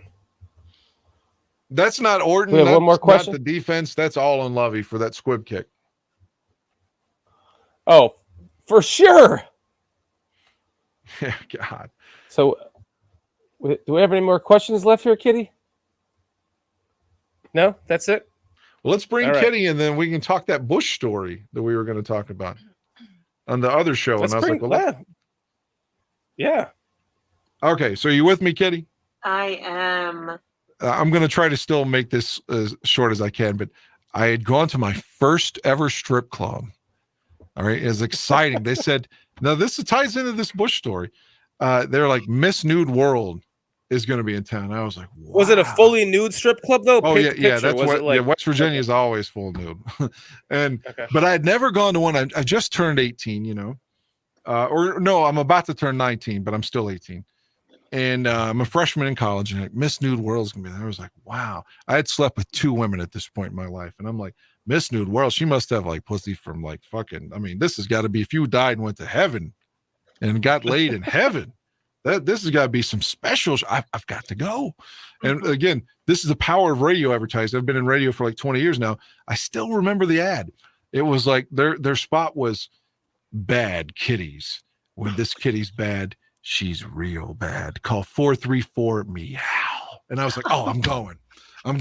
So 2 of my friends and I, we're going to this fucking strip club. I've never been to a strip club. We go at like 5:30. They're not even open yet. We don't even know what the fuck to do. So they're like, well, let's get this big man here to carry all the liquor in. And I was like, you want me to carry all the liquor in? Yes, sir. You know, so I do a little bit, I do like a half-hour work at the strip club carrying all the liquor in. So the guy goes, hey, how would you like some tickets for Bush and Garbage at Marshall University? And I was like, I would love those tickets. So I get the tickets and I think, oh, it's in a week. It's a short turnaround, but I'll be okay. I'm going. Rewind.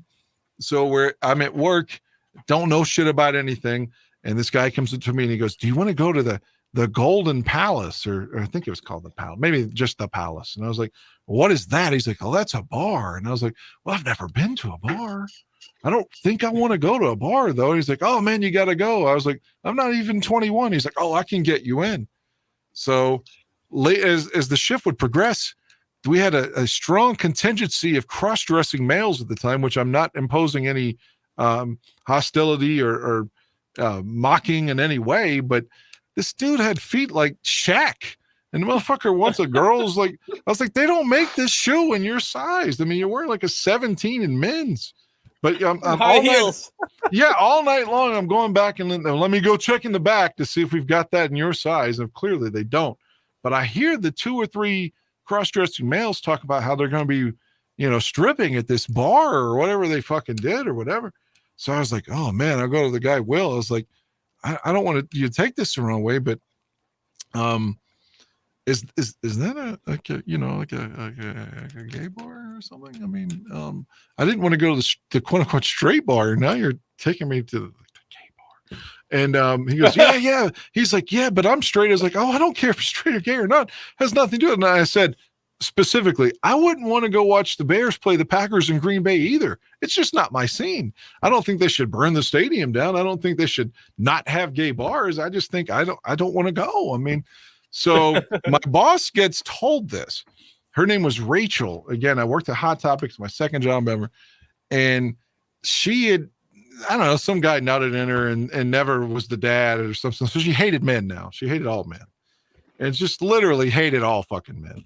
And she really hated me. So she takes me to the back and she says, there are different people, or there are people with different sexual orientations than you. And I see you've put in a request to go to a concert next week. And she says, I tell you this, I hope you go. But if you go, you're going to be resigning or consider yourself fired because I'm scheduling you that night now because you're a bigot. She didn't use the word bigot. She said, because you don't like homosexuals. And I was like, I didn't know what to say. Like now I would almost protest, but like my mouth just fucking just fell open. I'm like, I kept thinking, well, if I say I don't hate gay people, then I sound like I hate gay people. But I'm like, I don't have a problem with gay people in any way, period. But so she said this, and I thought about it. I was like, should I just go? Should I just go to the concert? I went to work. Ended up giving my tickets away to somebody at the college, and they went. And and I'll really wrap this up. That was the first of 5 times that I've had tickets for Bush and didn't get to see them. So you have the I'm a homosexual bigot or heterosexual bigot thing. And then there was, I had tickets for them in 2013 at a festival with Soundgarden, no less, and rain and lightning. And I stood out in the rain for 6 hours. I'm holding my balls, like, because it's the only thing I can do to stay warm. I bought a toboggan, and it's in fucking May, no less. The day before was 90 degrees. The next day it's 48. And it's like Bush is the next band. And they're like, we're calling it off the rest of the day. Too much rain. And I didn't see anybody that I wanted to see before that. Next one, 2015, I bought tickets for a festival. Bush pulls out a week before. And I'm like, God damn, man. Let's see. In Florida this year, I was literally at the stage when Bush was about to play and lightning hit, and that was their set. And I was at the stage, and that was that.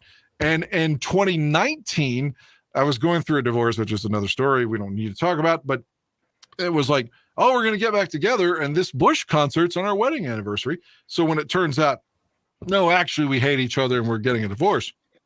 Not that I ever hated her, but you know what I'm saying? I couldn't go on my wedding anniversary to a Bush concert when I know I'm getting divorced, so I just gave her the tickets. So it's been like 5 times that I've had tickets for Gavin for whatever reason I didn't get to see. So I was worried tomorrow was going to be like the hurricane or whatever. But the venue was confirmed, the show was on. But like I said, I've got VIP passes to meet him tomorrow, and they haven't gotten the instructions to me, like when I need to be, where do I go? My gut is wrenching for you. Dan, everything's in. Everything's in. I need to calm down. I get it with the Bush song. He said. Yeah, I think it can't be, when all these things go wrong. And the last Gavin story for him. So I finally see them. I've seen him one time. It was in Raleigh, North Carolina in 2018. And he's going through the song Little Things from the first album. And he was going across. I'm like, I don't know why I'm gesturing to you. You can't see me, but he was going through the crowd, the cheap seats. And I kept looking back, and I was like, it's starting to hurt my neck. So I turn around to the stage, and I'm like, I'll wait for him to come back. And I hear this roar, like, there's no way to mimic it, but you just know, like, oh shit, was there a fight or something? And I turn around, and Gavin's standing right beside me. And I my instinct was to put my hand out to have him shake my hand, but he brings me, and this is going to sound like I'm really, like, not only am I not a bigot, it sounds like I want to go down on him when I tell you what happened. He pulls me in tight, and his pecs touch mine, and he was in tremendous shape. His pecs are hard like a fucking cock. Yeah, he's good. His pecs are hard as a rock, and he raises He's tall my. As you? How tall is he? Probably 6 feet, 5'10", 5'11", somewhere through there. So you're 6'5", right? Yeah, he raises my hand over my head like I've just won like a UFC fight, And the whole thing felt like it was 2 minutes, but it was probably like 30 seconds. And I'm like, Barbie. Barbie's my date. She's on her phone and missed all of it. Oh, no.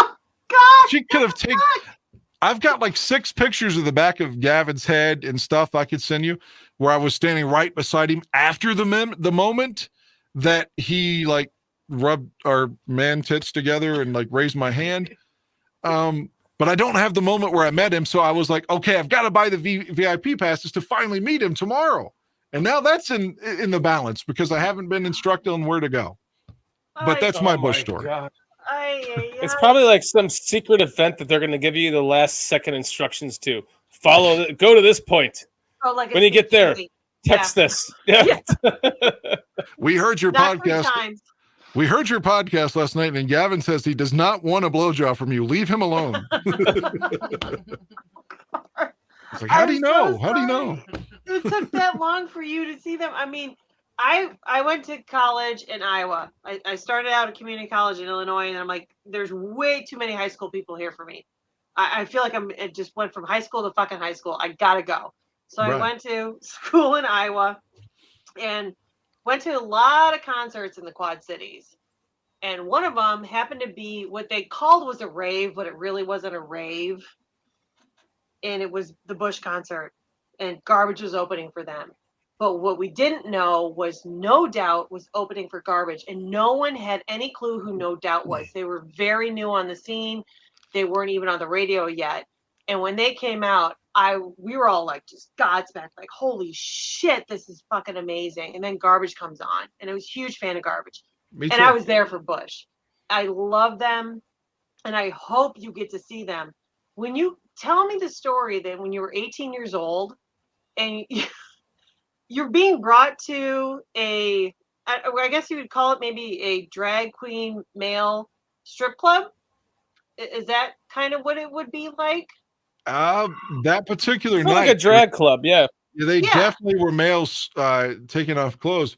And I can't say that I mean, I like to think, without talking politics, that I'm pretty open-minded. Yeah. But at 18, I probably was a lot more afraid of that and less comfortable than I'm willing to admit. But I didn't hate gay people ever. But if you Right. said a bunch of gay people are having a great time and doing this and doing that, I'm like, well, that doesn't involve me. And it'd be like, again, I don't want to go to Green Bay either. And I Right. said that. Right. I'm not hanging out with those Yeah. Pecker fans.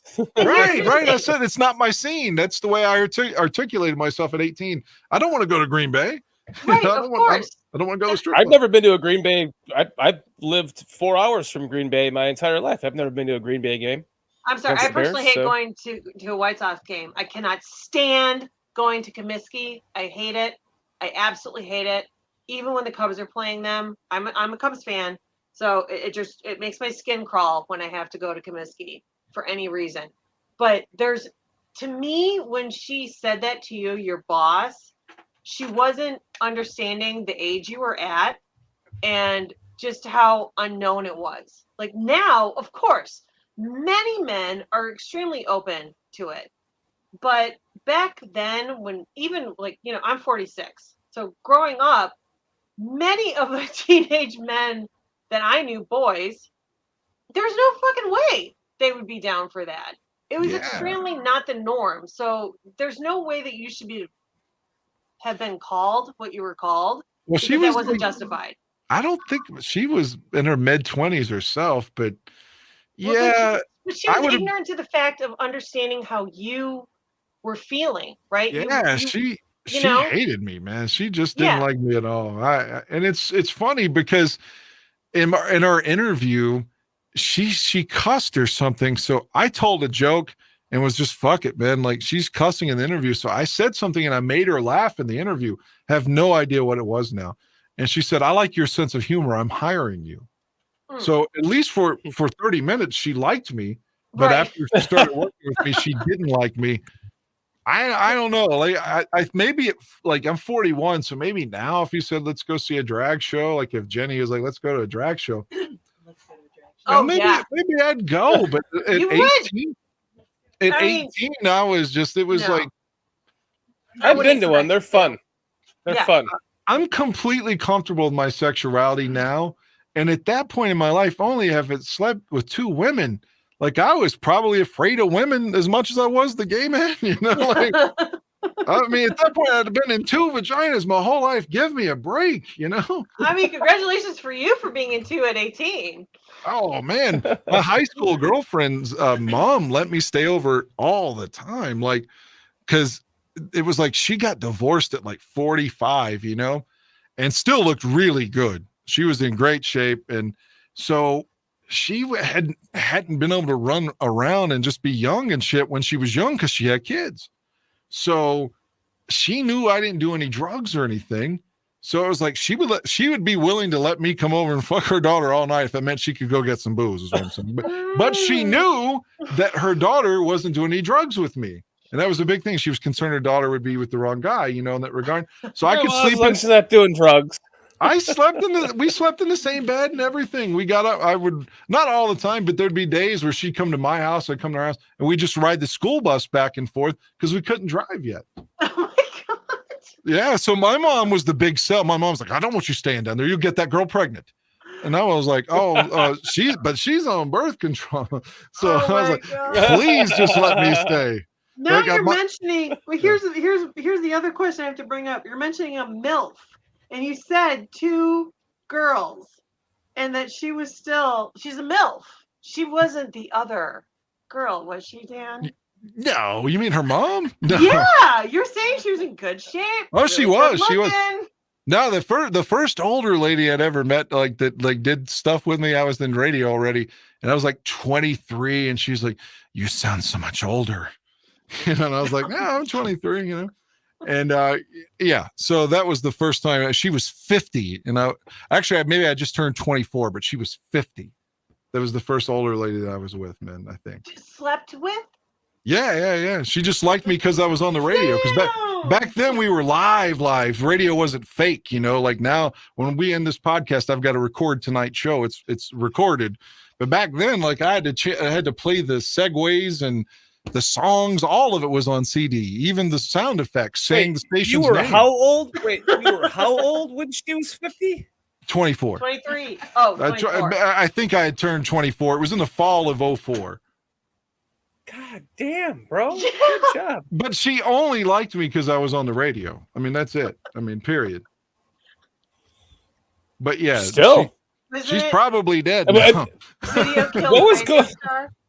what was going through your head though at that moment? You're like, I started quickly digging older ladies then, not just for the dirty part. I felt like younger women, and this is certainly no offense to Jenny, because it's not her at all, because she's 8 years younger than me, but she's definitely the thing that connected us, if I could speak for her, and she's got a mic that she can talk on her own here.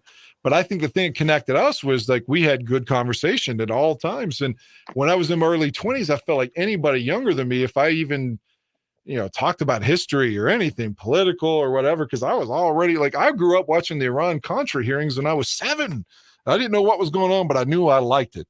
So I couldn't be myself. It's like if I used a big word, young girls would be like, ew, something's wrong with him. But with like older women, I could be like, fuck yeah, I remember the goddamn George Bush, Bill Clinton debates, and they dug it, man. And I could speak my own vernacular and not feel uncomfortable. I could use what people would say, big words. And they had substance, and they could talk back and have conversation with me. So I always dug older women in that regard, because I felt like they had substance too. And at the time, the younger women didn't. They were just like, oh, what's hot? Like if it were today, they'd be like talking about TikTok. And if you said something about like World War II, they'd be like, oh my God, that's before I was born. It's like, I get it. Yeah, they wouldn't even give you the accurate facts of what it is, or they would hear. Oh, God. I can't even get into that. But like, see, you were fortunate as a male to date sleep with an older woman, where I have dated older men, but I was called like the Barbie, right? I was the little eye candy. Anything that I said that actually had substance to it, I was dismissed. Like, oh, you're I'm so gonna let cute. you guys Go talk sit while over I there. take a piss. Hold on. But it is somewhat one-sided. Truly from a female perspective. I am very educated. I do not try to say anything that I'm unaware of when I'm speaking. And if I'm wrong, if I'm ignorant, I will say I was absolutely ignorant on that. Please enlighten me. I want to learn. I don't want to excuse what I say if I'm not understanding what it is that we're talking about. If I say something and someone's like, that's actually not accurate, I'm like, oh, okay, well, please tell me. And many people say the word ignorance, oh, don't use that word. No, it just means that you're unaware. When you're ignorant and you learn from it, then you become more intelligent. When you say something and someone corrects you and you don't learn from it, then you're stupid. And I can't fix stupid. That's my theory on it. So you were fortunate enough to have older women listen to you. Yeah, they dug my just talking, Right. But women, and I know that Ginny could probably say that, and her friend, I think it was Jessica earlier, and any of the males out there, you do have to know some female that has said at some point, oh, this older person or this older man dismissed me because I was younger. Constantly. Oh my gosh. See? Especially Yeah. in like the rural area. Yes, yes. And it's so frustrating.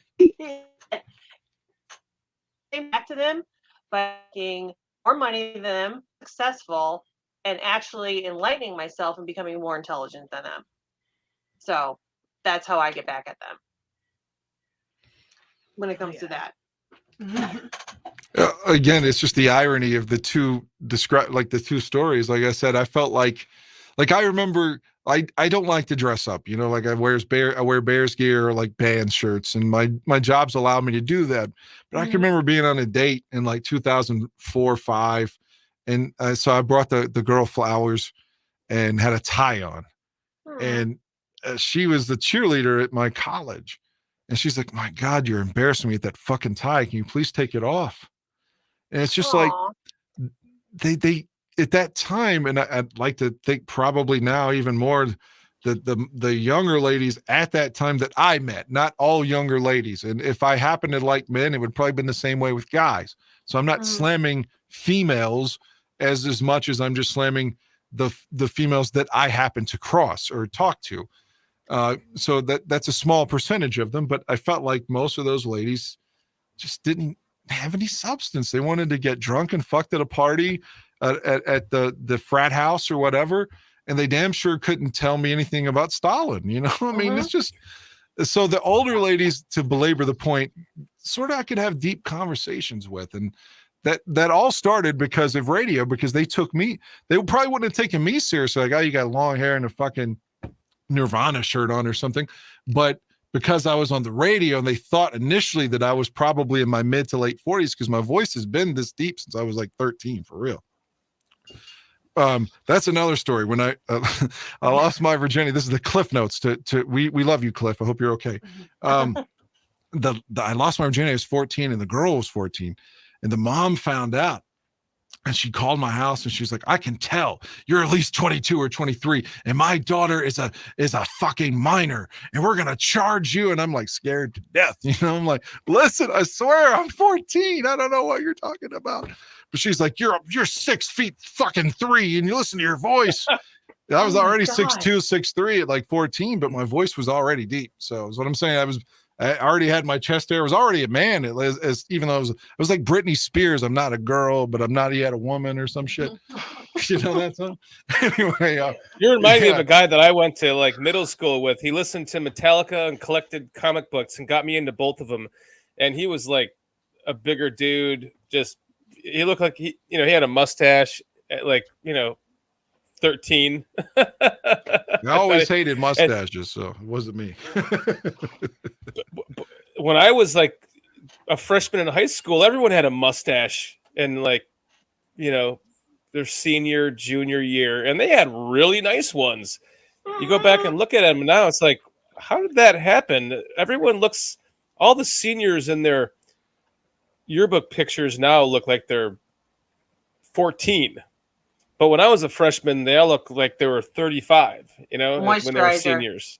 Moisturizer. No, they had full mustaches. I know, but you guys finally started using moisturizer. That's why they look younger in their high school photos. When we were in high school, no one took care of their skin. Nah, I don't think that's correct. 100%. Kitty, kill that Chat 69 bullshit. Please. What? In chat. Oh God. Did you see that? Yep. Get on that shit, Kitty. You're my dog. Oh Lord. What happened? What I missed? There's a fucking best adult dating site going on in chat right now. Oh. Thank you. Thank you, darling. Yeah. I've got another. We'll switch it up. Then I got one more anecdote for you, Kitty. Going back to Gavin, we'll bring this full circle. Yes. I was listening to Howard Stern a few years ago, and he had Gavin on. And at the time, like, they had just gotten divorced. So Howard's really probing for like anti-Gwen stuff. He's trying so hard to pull it out of Gavin. So I'll tell you the bad thing he said and then the good thing he said. The only thing Gavin would say bad about her, and he basically said, this is what led to him cheating, but, you know, I have to own that. He admitted that, you know, because he was fucking their nanny or whatever. Mm-hmm. He was like, man, the last time she got pregnant, he's like, she didn't call me. She didn't text me. He's like, she literally sent me an email, and I opened the email and all it said was, I hate you. Mm. And he said to basically, essentially was when you feel so hated that your wife doesn't respect you enough to even tell you that you're going to be a dad again, and that she hates you and you believe it. She hates you. You'll look for anybody for solace because you feel so bad about your life that you just want anybody that can listen. And he wasn't trying to say, oh, please feel bad for me. That's why I fucked the nanny. He was saying that was the mindset of what led to his betrayal of his vows. But he wouldn't say anything else bad about her other than the fact that he didn't like her moving to Oklahoma. He's like, it's such a strain on their kids and stuff. But here's the good part. So he says to his manager, you know, that tour, this is coming full circle. The tour that you saw, right? Yeah. He said that his manager comes up to him and says, hey, you know that band No Doubt? He's like, yeah. He's like, we would like to add them to the tour. What do you think? Gavin said he was about to do sound check. He's in the arena. There's nobody there. It's like 2:00 in the afternoon. And the band's there warming up, you know, doing sound check, or about to do sound check, about to start. And he goes, I don't think that's a good idea because, I mean, they're a good band, sure, but I don't think that our audience will like them, and I don't think their audience will like us. I don't think it's a good match. And he said, so they start doing their thing. They're playing guitar, singing, whatever. And a girl comes into the arena. It's empty arena. It's daytime, like I told you. And she's on roller skates. And she's skating around the concert arena, and she's looking at him. And he goes, there's no denying she's looking at me. She's looking at me, and she wants to be noticed. He's like, she was noticed. I fell in love immediately. Oh, he said, that. I looked at her, and then I looked at our fucking manager. I said, they're on the tour. Oh, that's awesome. Yeah. So he said he just saw her skating and looking at him, and he said, I fell in love immediately. Yeah, her energy is absolutely amazing. Everything that she did, like No Doubt did together, was fabulous. I like the ska stuff so much better than when she went solo and was trying to do the pop shit, you know? Yeah, I know. Every time I walk into Spiderwebs, I sing the song in my head. Yeah, exactly. That's No Doubt to me is like, you know, that's good Gwen, you know. It's like good Rex and bad Rex. Good Rex and bad Rex. It's good Gwen and bad Gwen. Yep. And I really hope you guys get to go backstage. I really, really hope it happens for you after the amount of times you got dissed. Quarterback with that. Well, I literally paid, you know, $300 for both of our passes. So I would hope that they'll honor it, but it's weird. Bush is opening on this tour. I think maybe there's one band, but Bush is before Breaking Benjamin and Alice in Chains. So they start playing at 6:00 straight up. So the meet and greet's got to be at like 2:30 or 4 or something. You'd have to think it's before that. Yeah, for sure. Let's talk about a different concert. Dan, so I got the tickets to Smashing Pumpkins. Right. Yeah. And that was Ginny, I think. Yeah. Surprise. Yes, we got that. Thank you. No, it wasn't Kitty, because at first she was like, "What?" And then she's like, you know, because we're going to be in the northern suburbs. So we're actually, to kill the thought of us all driving together, we're going to have to take a train down there because it's right there. It's like 2 minutes away. So we'll take the train down to wherever. We're going to have to meet you guys down there. But and that's fine. I already paid for parking anyway. So it's already paid. And she was like, actually, I think we can make that. Yeah. So I think Kitty's looking forward to she's getting excited now, looking forward to that concert with you at Smashing Pumpkins, because look how much fun she's having talking to you about music. Well, yeah, I mean, you know, I think she will. If you haven't seen them before, they have a great show. I can't vouch for Jane's Addiction. I've only seen them once, but again, I heard Billy and Perry Farrell talking on Stern about they're so tight that there's going to be a competition, like who can blow the other one off the stage, and they're going to be trying to do that. And then you have Poppy opening, who's this wild lady on stage. I mean, it's like Bjork if she were young and American. And so, like, I've seen her at that festival in Florida and was like, she's fucking crazy, dude. Like, it's just an incredible, like, I like her vibe, whatever. She's wild. And so you got Poppy and then Jane's Addiction and then Smashing Pumpkins, who I can vouch for. I think it's going to be a great night. And Billy's from Chicago, big Bears fan, big Cubs fan. And it's a homecoming for him. So, there's going to be extra energy when he's from Chicago, It's just going to be a great Hopefully night. the Bears are only like 4-2 or 5-2 at that point, and he'll be all excited and on the stage amping us up with it. At least just let the Bears win that day. So they haven't beaten Miami in Chicago since opening day of 88. Now, granted, the Dolphins have only been there like 3 or 4 times subsequent to that, but still, the point being, the Bears haven't beaten them at home since a month before my girlfriend was born. Oh, man. See? What are you, a cougar? She's going to be 34. She's a grown woman. It's not like I was like, hey. She's not a cougar.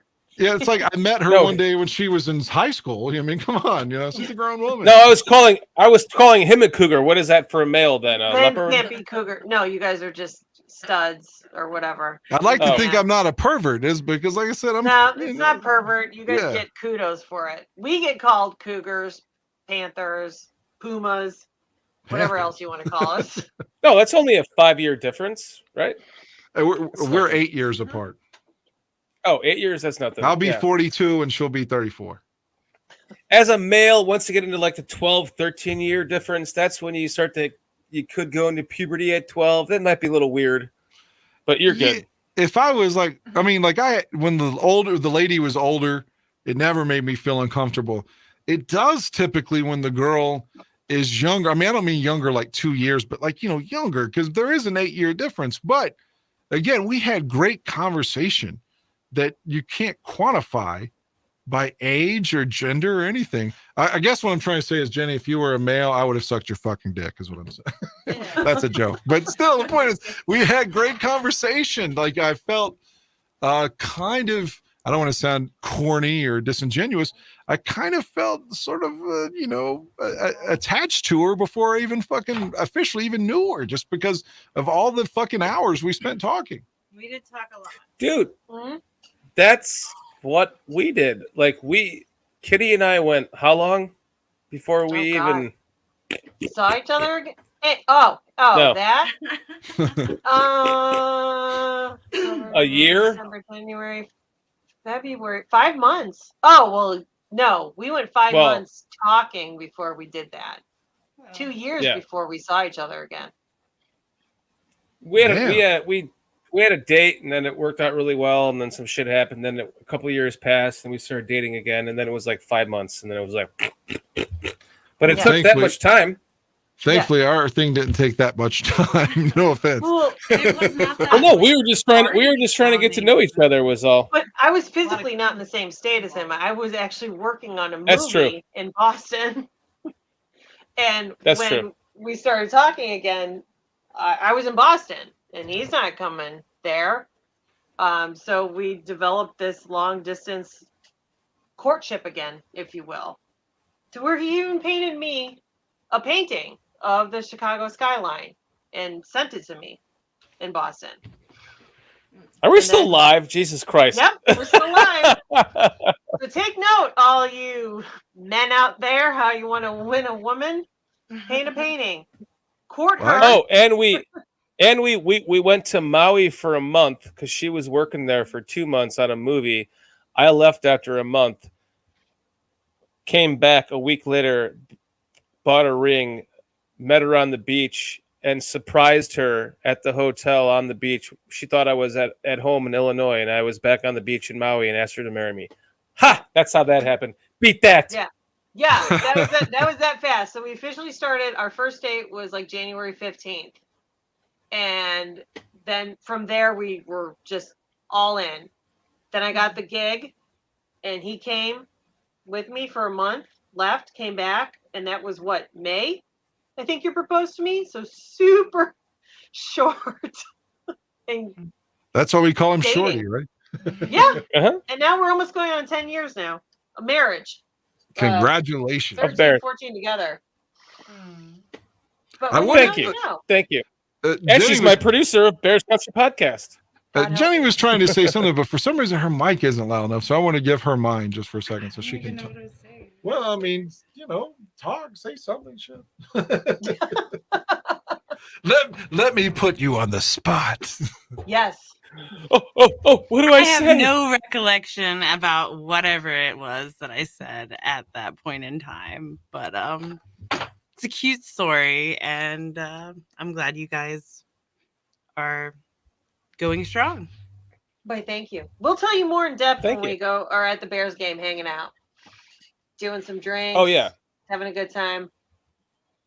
Well, We're she gonna have likes a to good- a smoke good crack, time so I with hope you. you'll do that with her. I do not. Oh! I do Sorry. not. I'm Okay, now typically I'm a jump heroine. across. I'm going to have joking. crack with me. We're going to be I'm- all good then. I'm joking. I'm so joking. I'm so joking. Jenny, I have this Where's the really nice disclaimer? crack pipe. You're going to love it. You're going to love it. That's awesome. Is it a Bears themed crack That pipe? It's would a be nice. Bears hand-blown crack pipe. You're going to love it. Oh, that's great. I can't wait. Do you think they have bears like dildos, like glass bears dildos? Oh, Yeah, 100% they do. There's got to be one If they with, like, don't- Virginia's face on it while you're doing. How about a- Me, how and I was about- like, what? Yeah, she How thought I was talking in about her in because the her name's description Virginia below, too. a Bears Country Podcast. In like the Patreon below, like a Bears Country Podcast dildo, glass dildo for sale. First that off, work? why are there even glass dildos? That should not be available. That's too dangerous. I happen to like mine. Just saying. Girl, aren't you scared? That shit's gonna crack or Nah, chip? I've like busted that shit on the side of the counter. Like it's not going anywhere. That's not glass then. That's like super sills. Like that has to be that. What is that? The honey, what is that? The poly. Like epoxy? Yes, Epoxy or something? epoxy. No, it's glass. It's just thick. 2 C's or maybe 3. Wow. I give my hat off to you. I can't do glass. That's just too much. That's too risky. I should leave this conversation. No, I think we just No, he literally did. Look, My bad. you know the. I'll just the leave you guys to talk about your dildos now. Now, okay, I don't want to put her on the spot, but I want you to hear this horrific story. I'm not going to say what she may or may not have done with another person. That other person's name is not to be conveyed, that kind of thing.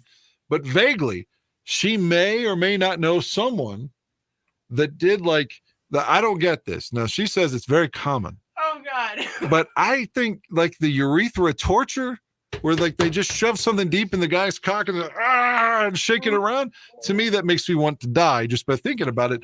But apparently, she knows a person, it may or may not be her, that had a guy that loved to have you shove that thing in his dick. And to me, I would rather die.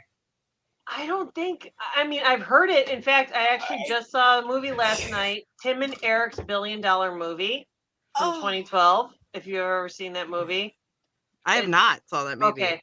They are doing a lot of shit to his Tim urethra. and Eric's bedtime stories is fucking hilarious. They're like a comedy skit group. Tim and Eric's bedtime stories. It's on like Netflix or whatever. It is. But they have a fucking movie hilarious. called Tim and Eric's $1 billion movie, and they were doing they were taking hooks and things and going out for it, and hey, That's a little bit much. But I can highly advise the silicone implements. That's all I'm saying. That's all I'm saying. Hooks? What are you talking about, Kitty? is it? Yes, in But the are they? movie. Are they like? What's the movie? They're hooking the end of his penis with- and they're sticking With stuff. like the nailhead guy. What's the? Come on, Oh, Dan, Pinhead? help me out with the guy. Hellraiser. Hellraiser. Pinhead. Are they like taking like hooks and spreading apart their labias and shit? Like, what are they doing? Like, what with hooks? It doesn't. These things are inside of the guy, inside his fucking cock. Like inserting it in. Yes. Dude, I can't even imagine having a catheter stuck in my dick, much less No. anything like that. It's very similar to a catheter, and I mean, you could just No. Google it. There's reasons. I'm just All right, saying. I gotta say something. So I met a girl a few years ago, and I'm gonna make this a 60-second story. She's 6'2", and she tells me, and this is absolutely 100% true. This is during the pandemic, right before the pandemic really hit hard, when lockdown and stuff. But she's like, "Now listen, for 4 years I've been dating women because guys have short, like, little man syndrome complex, and they can't handle me being taller." But she's like, because I'm bigger than all the women, I have to fucking constantly use a strap on and shit. She's like, listen, I'm a girl and I'm pretty and I want to be fucked. I want to be dick down. And I was like, oh shit, I'll try. I mean, I don't know if I'm the guy you should be talking to. Like, there's a lot of other starting candidates better than me, but I was like, what the hell? I'll try. So we do the thing, you know, and it's like, thank God I passed her test. I'm like, it was like her first dick allegedly in 4 years or whatever. And then, but by the third time I saw her, she was like, you know, wanting to peg me. And I was like, I thought you said you wanted to get away from like using the strap-on thing. She's like, well, I'm used to using it, so if you'd like to do it. And I was like, I'm okay. Now, I'm not saying that's the main reason she never saw me again, but we never saw each other again when I turned down the pegging. And I can tell you this now, I would rather have taken her pegging up my ass to the point where I'm crying than have anything put in my penis ever. Yeah. I can see that. Definitely.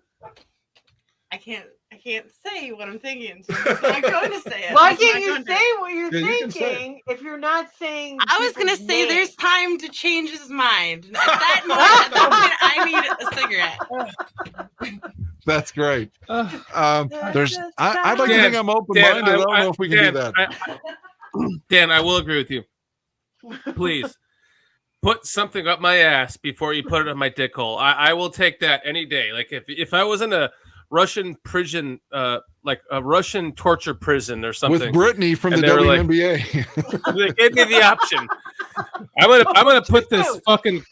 I'm gonna stick this truly can up your ass, or I'm gonna stick this Allen wrench up your dick hole. I will take the truly can up my ass all day long, all day night. It is so unfortunate that Jenny went to go smoke right now, because that story is what got us talking. Because I was at work, and again, you're at 911. You talk about these filthy things to just break the, you know, so you get a lot of serious shit that's happening, you know, so anything like that can relieve a lot of tension sometimes when you're making people laugh and things. So I was talking about this, like, how is this a thing? Like, who the hell is like, oh, I aspire to have shit put in my dick? But it's like, how did this get started? You know, so everybody at work, we're talking about it, we're liking it. And I'm messaging her. I'm talking about, it's like, hey, what do you think about things in guys' penises? You know, like I'm just full of myself in terms of being, I'm in a good mood. I'm laughing. I could risk her never talking to me again. And she's like straight into the conversation. She's like, well, actually, somebody she knows, I won't say, you know, I was about to say, really like that. And I was like, are you shitting? I was like, well, give us that perspective. We're all here waiting to hear it. So in a lot of ways, this urethra torture business is what got us talking. Well, you know, there's a silver lining to everything, right? Yeah. But everyone is their own thing. Everyone has their own thing. I'm not into when someone takes my hand and like sucks on my finger, because I'm like, dude, I haven't washed my hands. That's disgusting. So she's back. You know? She's back. Like, don't suck on my toes either. I've been sweating in my shoes all day. Well, I don't want. I'm not going to criticize the toe sucking now. I'm just saying. Look, clean feet. Yeah, but if you just take my sock off, that's on you. That's on you. You're wearing your shoes all day. Right. That's like taking a dick out of its pants after an entire day's worth of working in the fields and just sucking on it. You know, like without drippy dicks too. Without drippy dicks, right? Let me gotta have the drippy dicks bags in there for that shit. So Jenny's back. I told them in a lot of ways, this urethra torture story got us talking. Oh yeah. Because I was at 911 making everybody laugh with this, or maybe offending somebody. I don't know, quietly, but everyone seemed to be talking, enjoying it. And you were online, and I was like, what do you think about this urethra torture? And she just went straight for it. And I send him a picture. Oh, evidence. I said, "Oh, are you talking about this?" And I was like, man, I want to fuck this girl, but I don't want her touching my penis like with that thing. Don't piss her off, man. He knows how to do that, and then she'll do it. Don't you ever remember hearing about? Have you ever heard this? Because I have. In other countries where they rape women, they cut their take clit a off? glass. No, they take a glass rod and stuff it up their dick hole and they break it. My God, that's their punishment. Oh, I remember hearing that when I was a kid. I don't know if it's true or not, but if it was, oh boy, I know some of those like never want to do that. Some of those anti-female cultures will make them cut off their clit because they think that because it's for nothing other than pleasure that it's somehow unholy, which is crazy. But you know, yeah, that's still like in Dubai, Africa, big time. There's still. Haven't you ever seen any? Haven't you ever seen any of those enlarged clits that almost looks like a dick? Oh my God! Do you remember the WWF wrestler? She's dead now. Chyna. Yes. Yeah. I watched Chyna's porn with X-Pac, or Sean Waltman's his real name. So I think if Joni was here, Chyna, she would admit that she took steroids. I don't think that that's like I'm not slamming a dead person when I say that, but as a result of all the bodybuilding and the steroids that she allegedly took, I'm saying, her clit looked like a small penis. It was really looked like a guy with like a 2 or 3 inch dick. That's what I'm saying. That's what I'm saying. It looks he like was sucking on it and everything. I was like, God, I can't come to this. I don't like the nipples that are like that either, like 3-inch long nipples or something. I don't know. Yeah. That's too much. But and it got quiet. a dick for a clit. Now you know where it came from, right? Well, I think that's what they do in like the transitioning, like girl to boy. They just kind of stretch that motherfucker out and hope for the best. They do. Yes, that's exactly what they do. Well, they like turn it inside out and stretch it, and then they do the opposite. Then they push it in and spread it out. I can understand like that one, but if I'm a girl, like I'm not giving up my clit. I mean, oh God, no! I never, ever give it up. The guy thing. The same thing as a guy. Why would you want to give up your dick? Like, you want to turn that inside out? Where do you get the pleasure from? It's still. I don't know. Well, the way that they do it is that you still have all of the sensory parts to it, so you still get that sensation. But but once you start cutting nerves and stuff, like where do you get the sensation? Like once you fuck up nerves, it's hard to get your nerve sensation back, especially in critical areas like that. Like you can fuck up the nerves on your hand and never have your fingers feel right. So I can't imagine they would be able to get that right 100% of the time. I don't want to speak for reverse engineer a dick. I don't want to speak for the guys that are ladies now but I mean, if that were the case, if it was just like, this fucking man-made vagina is not doing the trick, I think they would probably be okay with the other hole. But I'm not trying to be funny or crude or anything, you know.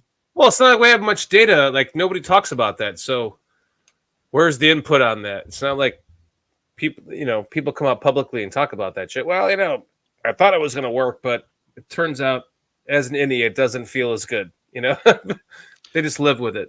God, this is so true. We're turning it. We're gonna Howard Stern. Whenever you retire, we're taking your spot. What in the fuck is this turning into? We're taking your spot as a group. I'm gonna have to just make this unpublic. Cut the last hour off of this shit. Turn it into something else and fucking reproduce the first half of it. Oh God! I think you could just say that the adult conversation afterwards will probably get you more hits, honestly. But that's just my suggestion. I mean, you're the boss here, bro. But right, Bears talk to 1:20 afterwards. It's your discretion. You just vaguely say adult conversation, and I think that covers you. I mean, you can get their intrigue, and they're like, "Well, what are they saying?" Or if you come out and say it's like fucking clit torture or whatever, they might be like, "Oh, I don't want to hear that ship." But let them find it up for their own. But here's a true story. This is absolutely true. So I was on a dating site in like 2020. My mom literally had just died. So the next day is her funeral. And so this person is blowing me up, you know, and like sending me messages saying like, I just want to come over and suck your dick. And I was like, I don't know, you know, I didn't want to bring up my deceased mom. But as the conversation went on, she goes like, yeah, I transitioned. And I was like, she's like, I transitioned before it was cool. And I was like, well, what are you saying? She's like, oh, I've had the surgery. Like, I've got a vagina. I did that 5 years ago, and sent me a picture of her boobage, which I have to admit, not the best. It still looked like man breast to me, but at this point, I didn't want to be disrespectful. And I remember that story about Hot Topic, and I didn't want to be called a bigot. I didn't want to be like, oh, you don't like me because I'm trans, so you're a bigot. So I didn't want to get called that either. I just said, listen, my mom died, and I've got to be a pallbearer for my mother in the morning. So you get it, right? I can't do anything tonight. And then I blocked her. But the point is, I didn't want her to like hurt her feelings, but I didn't want to necessarily do that either. So, but that was true. She claimed that she had the penis vaginal surgery 5 years before. I mean, that's totally understandable. I mean, it has been around for longer than it's been mainstream. And right, and I'm not anti-trans or anything. And just, you know. Okay, so then that begs the question: had everything been cool in your life? No, that was the point of my story. I ended up exploiting my mother's death as a result of trying to get out of it, but also not being an asshole or bigot. It's just, right.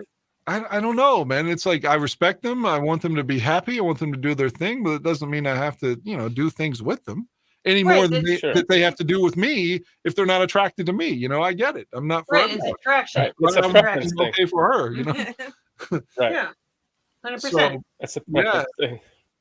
I think if I were going to like be somebody that's transitioning, it would be like the guy to the girl, because they still least or more looking like female, you know, like more so than the other way. Even if like they still had the vagina, but like had a beard, I would puke. Like, I hate beards. Yeah. So, I mean, I don't even understand how my wife can kiss me with this thing on my face. It's like, I think male. I don't mean for you. For me, I don't like beards, so I can't kiss a person. No, I'm just saying, like, if I was a woman, like, I wouldn't like this on my, like, trying to kiss this. I don't find a male to be attractive naked. Like, I couldn't imagine being a female. I think I would feel the same way. I think I would be like, no, not so much. Well, I mean, you know, I can get where people get their own preferences from. Exactly. Exactly, hon. There's women that love a hairy chest, and then there's women that don't want a hairy chest. I've dated both. There's guys that like hairy bush, and there's guys that I'm a hairy bush kind of guy. I like that. I like that because it makes me feel like it's vintage, old school, throwback Bears 85 pussy, baby. It's like, this is like the first porn I've ever seen. You know, it was like 80s VHS tapes, and you just hope everyone's away from the house so that you can turn the fucking volume up and do your business. And you remember Cinemax when you used of course nighttime? Oh, that was like 13, 14. Friday night after dark was some real shit in my bedroom. What was it like? Lady Victoria's Emmanuel 2, The Joys of a Woman. I used to rewind that tape over and over, in like the part where her friend's supposed to be a virgin and she goes down to eat her pussy. I was like, oh boy, that's my go-to spot right there. That tape, man. That and Basic Instinct. You remember Sharon Stone showed her vagina just for a second. Yeah. Sharon crosses her legs. That part of the VHS tape was also like had a bunch of lines and shit in it. Like, oh, that's a real vagina. Like, that was a go-to for sure. So I guess we know what Ginny looks like down there. Hey, I was about to make a comment as to like why we were driving 2.5 hours to see Bush when that's not. Yeah, we could see Bush later. Oh, it's amazing. We're going to see Bush, and I have this bush down here. Even if she was, and you love this bush. If she was completely, you love Bush, and you love Bush. No. But if she was like, "Listen, I'm shaving. I've had enough of this shit. I want to be bald, I'd be like, okay, fuck, let's go ahead. Like, I mean, I like it, but if she like doesn't like it or wants to change her mind, I'm not going to be like a bush Nazi, you know. Don't you remember the first time you saw it though? Like you lived through it. Like I remember seeing the first porn. I was like, whoa, I feel weird looking at this shaved pussy. This is weird. Back in the 90s, all of a sudden the pussies went from hairy as fuck to completely shaved. You were like, was that like this Jenna doesn't feel Jameson? right. Like when Jenna Jameson first came out, or was she after that? When was Jenna Jameson? Because I thought she was hot as fuck. Well, I have a story about the hairy bald vagina thing.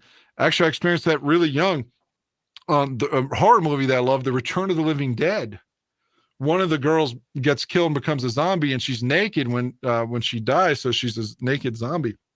But even though the film was recorded in 1984, like I watched the bonus features on the Blu-ray, and the director said they kept telling us if she didn't shave her vagina, that we were going to get an X rating. So we had to get her to shave her pubic hair. And I remember being like 5 or 6, 7, whatever, watching this on HBO and asking my neighbor, Russell, I was like, where's her pussy? It's gone. I thought the hair was the pussy. I was a kid. I was a fucking kid. I thought her hair was the pussy. I did not because know they can that. show a naked baby on a commercial, right? Well, this was the 80s though. The film came out in 85 and was recorded in 84. So like, but she didn't have any pubic hair. And that was the point of the conversation on the Blu-rays. Like it's so backwards. You would think they would want her to have the pubic hair to cover the vagina. Right. But they were okay with it being bald then, but couldn't have the hair. But that's a true story though. I thought the hair itself was the vagina because I'd already seen, hairy pussy for some reason and thought that the hair itself was the pussy. So I don't know. Well, because you like came across one of your parents' porn VHSs and it had a big hairy pussy in it. Thank God I never saw my mother naked. Never. Thank God. And she not your parents. Not your parents' homemade, Dan. Fucking a Ron Jeremy porn that they had with some broad with a hairy bush. Jesus Tucci porn. Tooch. A Tooch porn, yeah. No, I don't know where, but I remember distinctly asking Russell that my neighbor, I was like, what happened? What's wrong with her pussy? Where is it? That's true. I totally understand why you were confused. Yeah. I get it too. It makes perfect sense because I remember like being in my fucking 20s going, what happened to the fucking hairy pussy? Like it's gone. It didn't seem like the women all got together all around the world and had a meeting and said, that's it. We're going bald. That's it. We're going to make everyone feel like perverts with these bald pussies. Yeah. Was it Playboy that did it? Hustler or porn? I would say I don't porn. think so. I would say porn. It was porn. It was porn. Porn did it. It was not Playboy or Penthouse or even Hustler. Because Hustler would show the vagina, the hairy vagina. And they would show it like, hello, look at this blossoming flower. It went from Playboy was like, look at me. And Penthouse was like, look at me with my legs spread. And then Hustler was like, look at me with my legs spread. Look at me with my legs spread. That was Hustler. And we were like, whoa, this is the new content, Somebody told me that, in our I don't 20s. know. I haven't bought a Playboy since probably in early 2000s, I worked at a radio station and a gas station too. So I would buy Playboy then. I got an alarm to deal with, but I would buy Playboy then just because I worked there and I was there when they, but take care of that. I heard that Playboy doesn't show anything anymore. It's like PG-13. Ginny has a Playboy story for you. I got to go Hurry fix up the with alarm. that Hang on. shit. Okay. I'm actually supposed to be on air in a second too. Oh shit. He's gotta go. Tell Ginny your story really quick then, Kitty. Ginny? Yeah, tell me your story. Okay. So my grandmother was the funny mother of the Playboy Club in Chicago in the That's 60s. crazy. She had to manage and hire and discipline and fire the Playboy bunnies. of it. And what would get them fired? Were you If told? they were a pound or two overweight, Of if course. they didn't have their tail perfectly fluffed, do a little bunny tail. If their hair wasn't a certain way, obviously if they were late to work, if they were fraternizing outside of work. So that's just with the sexist customers. because they have professional dick fluffers, but not professional Yeah. professional bunny tail fluffers. So in the 60s, remember, this is totally different back then. And so my grandmother said, I can't do this anymore, and she quit. And then she went to be a restaurant concierge, like part of the top of the line for all the hotels in Chicago. So she managed all of that. She was very classy. My Grandma B, which my middle name is named after her. And what is your middle name? Benita. Benita. That's really pretty. So, I love that. That's such a cool story. Oh my gosh. Yeah, I have a beautiful photo of her at work at the Playboy Club, at the Playboy Club in Chicago. If only we could have gone to the grotto. Ho hum, ho hum. And just popped Viagra in our 20s together out of that big vat that he had. I don't think it. What do you mean of now? Well, like the story was that Hugh Hefner had like a giant, candy jar full of fucking Viagra for everyone. So yeah, in Los Angeles now when he was older, not back then. It didn't exist. Oh yeah, when he was older. Yeah, when he was younger, he could turn it and burn it all night long. But he probably had a hand in Viagra being made because he got into his 30s. He's like, I can't fuck 5 chicks a day anymore. Yeah. I need something to get my dick hard in 3 hours. He did. Horny weed's not cutting it anymore. Yeah. Mm-hmm. For sure. Now poor Dan, he's dealing with an alarm, and he's got to get on the air soon. And he's peeing. When does he have to go on the air in 6 minutes? Yeah, it's looking like that. Oh my god! All right. Well, he's good at multitasking. He's great. That's impressive for a man. Truly, it really is. I mean, you got to keep her there. He don't drink, don't smoke. What do? You don't drink, don't smoke. Right? Does he drink? Does he drink, Ginny? Well, I haven't saw him. He says he doesn't, but he has. So on occasion, I guess. Maybe the Bears game. But what? Maybe the Bears game in November. He'll have some beers with us. Maybe. I'm down. Don't drink, don't smoke. What do you do? You ready? Yeah. Are you there, Danny boy? We're going to wrap this shit up. You have to go to work. He's almost there, but not quite. I'm almost here. She almost made me come. Get your ass back here, Danny boy. Let's wrap this fucking Bears Country podcast. Last call at HALAS Hall segment up. Episode number 4. I'm sorry, my bad. I was going to tell you, I think this is the best show we're ever going to do. Me too. I hope everyone can stomach the last hour and a half of it. I don't think Jordan could. But other than him. Probably not. I like how that Aldo asked you about that the other night. You're like, just blah, blah, blah, blah. Okay, cool. Moving on.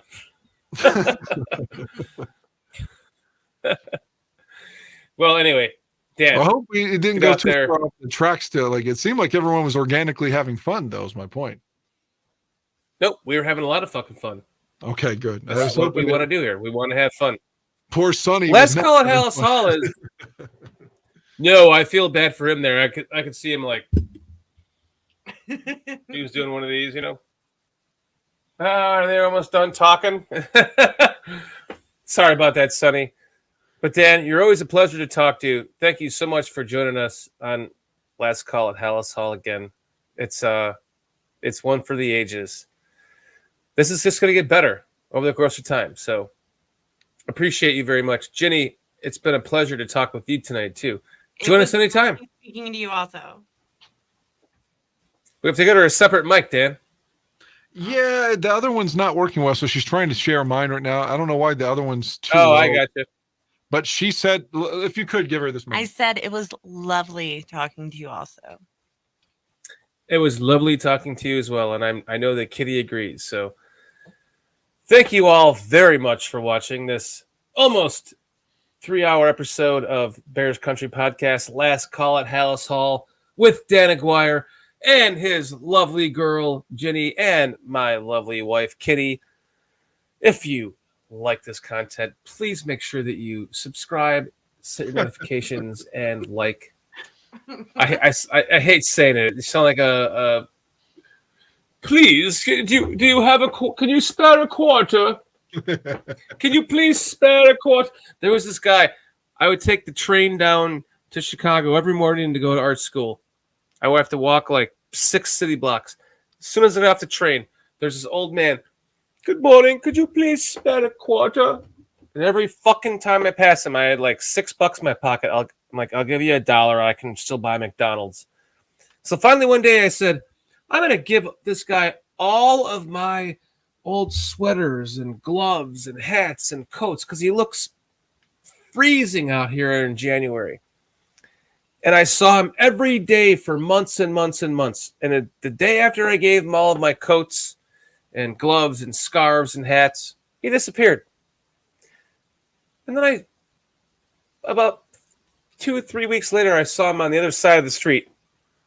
Excuse me, can you please spare a quarter? So I always feel bad asking people to like and subscribe and set your notifications. But if you do, please subscribe and set your notifications because we are for real. We're going to be here. We're going to give you fun, exciting. Hey, the Bears lost 20-12, but we still made a good day out of it. We still had fun tonight. And that's because of what we have to offer you guys here. Dan, thank you so much for helping us lighten up our spirits tonight after such a shitty loss that we should have won. And Kitty, thank you very much for joining us too. My pleasure. No, go ahead, finish. I was going to say it's my pleasure talking to both of you all, and it's always my pleasure to be around Jenny. So, yeah, it was a great night. You guys have an awesome night. I hope you guys are all showered up, ready to go home and get it on when you're done with this, because it was a good conversation. I'm sure you're all fired up. I'm going to go do the same with Kitty. I would love to do exactly what he's intimating. All right, you guys have a great night. We love all you guys out there in chat. Thank you for joining us. We'll talk to you next Monday night, not only on the Barroom Network, but here at Last Call at HALAS Hall on Bears Country Podcast. Until then, 1, 2, 3. Bears!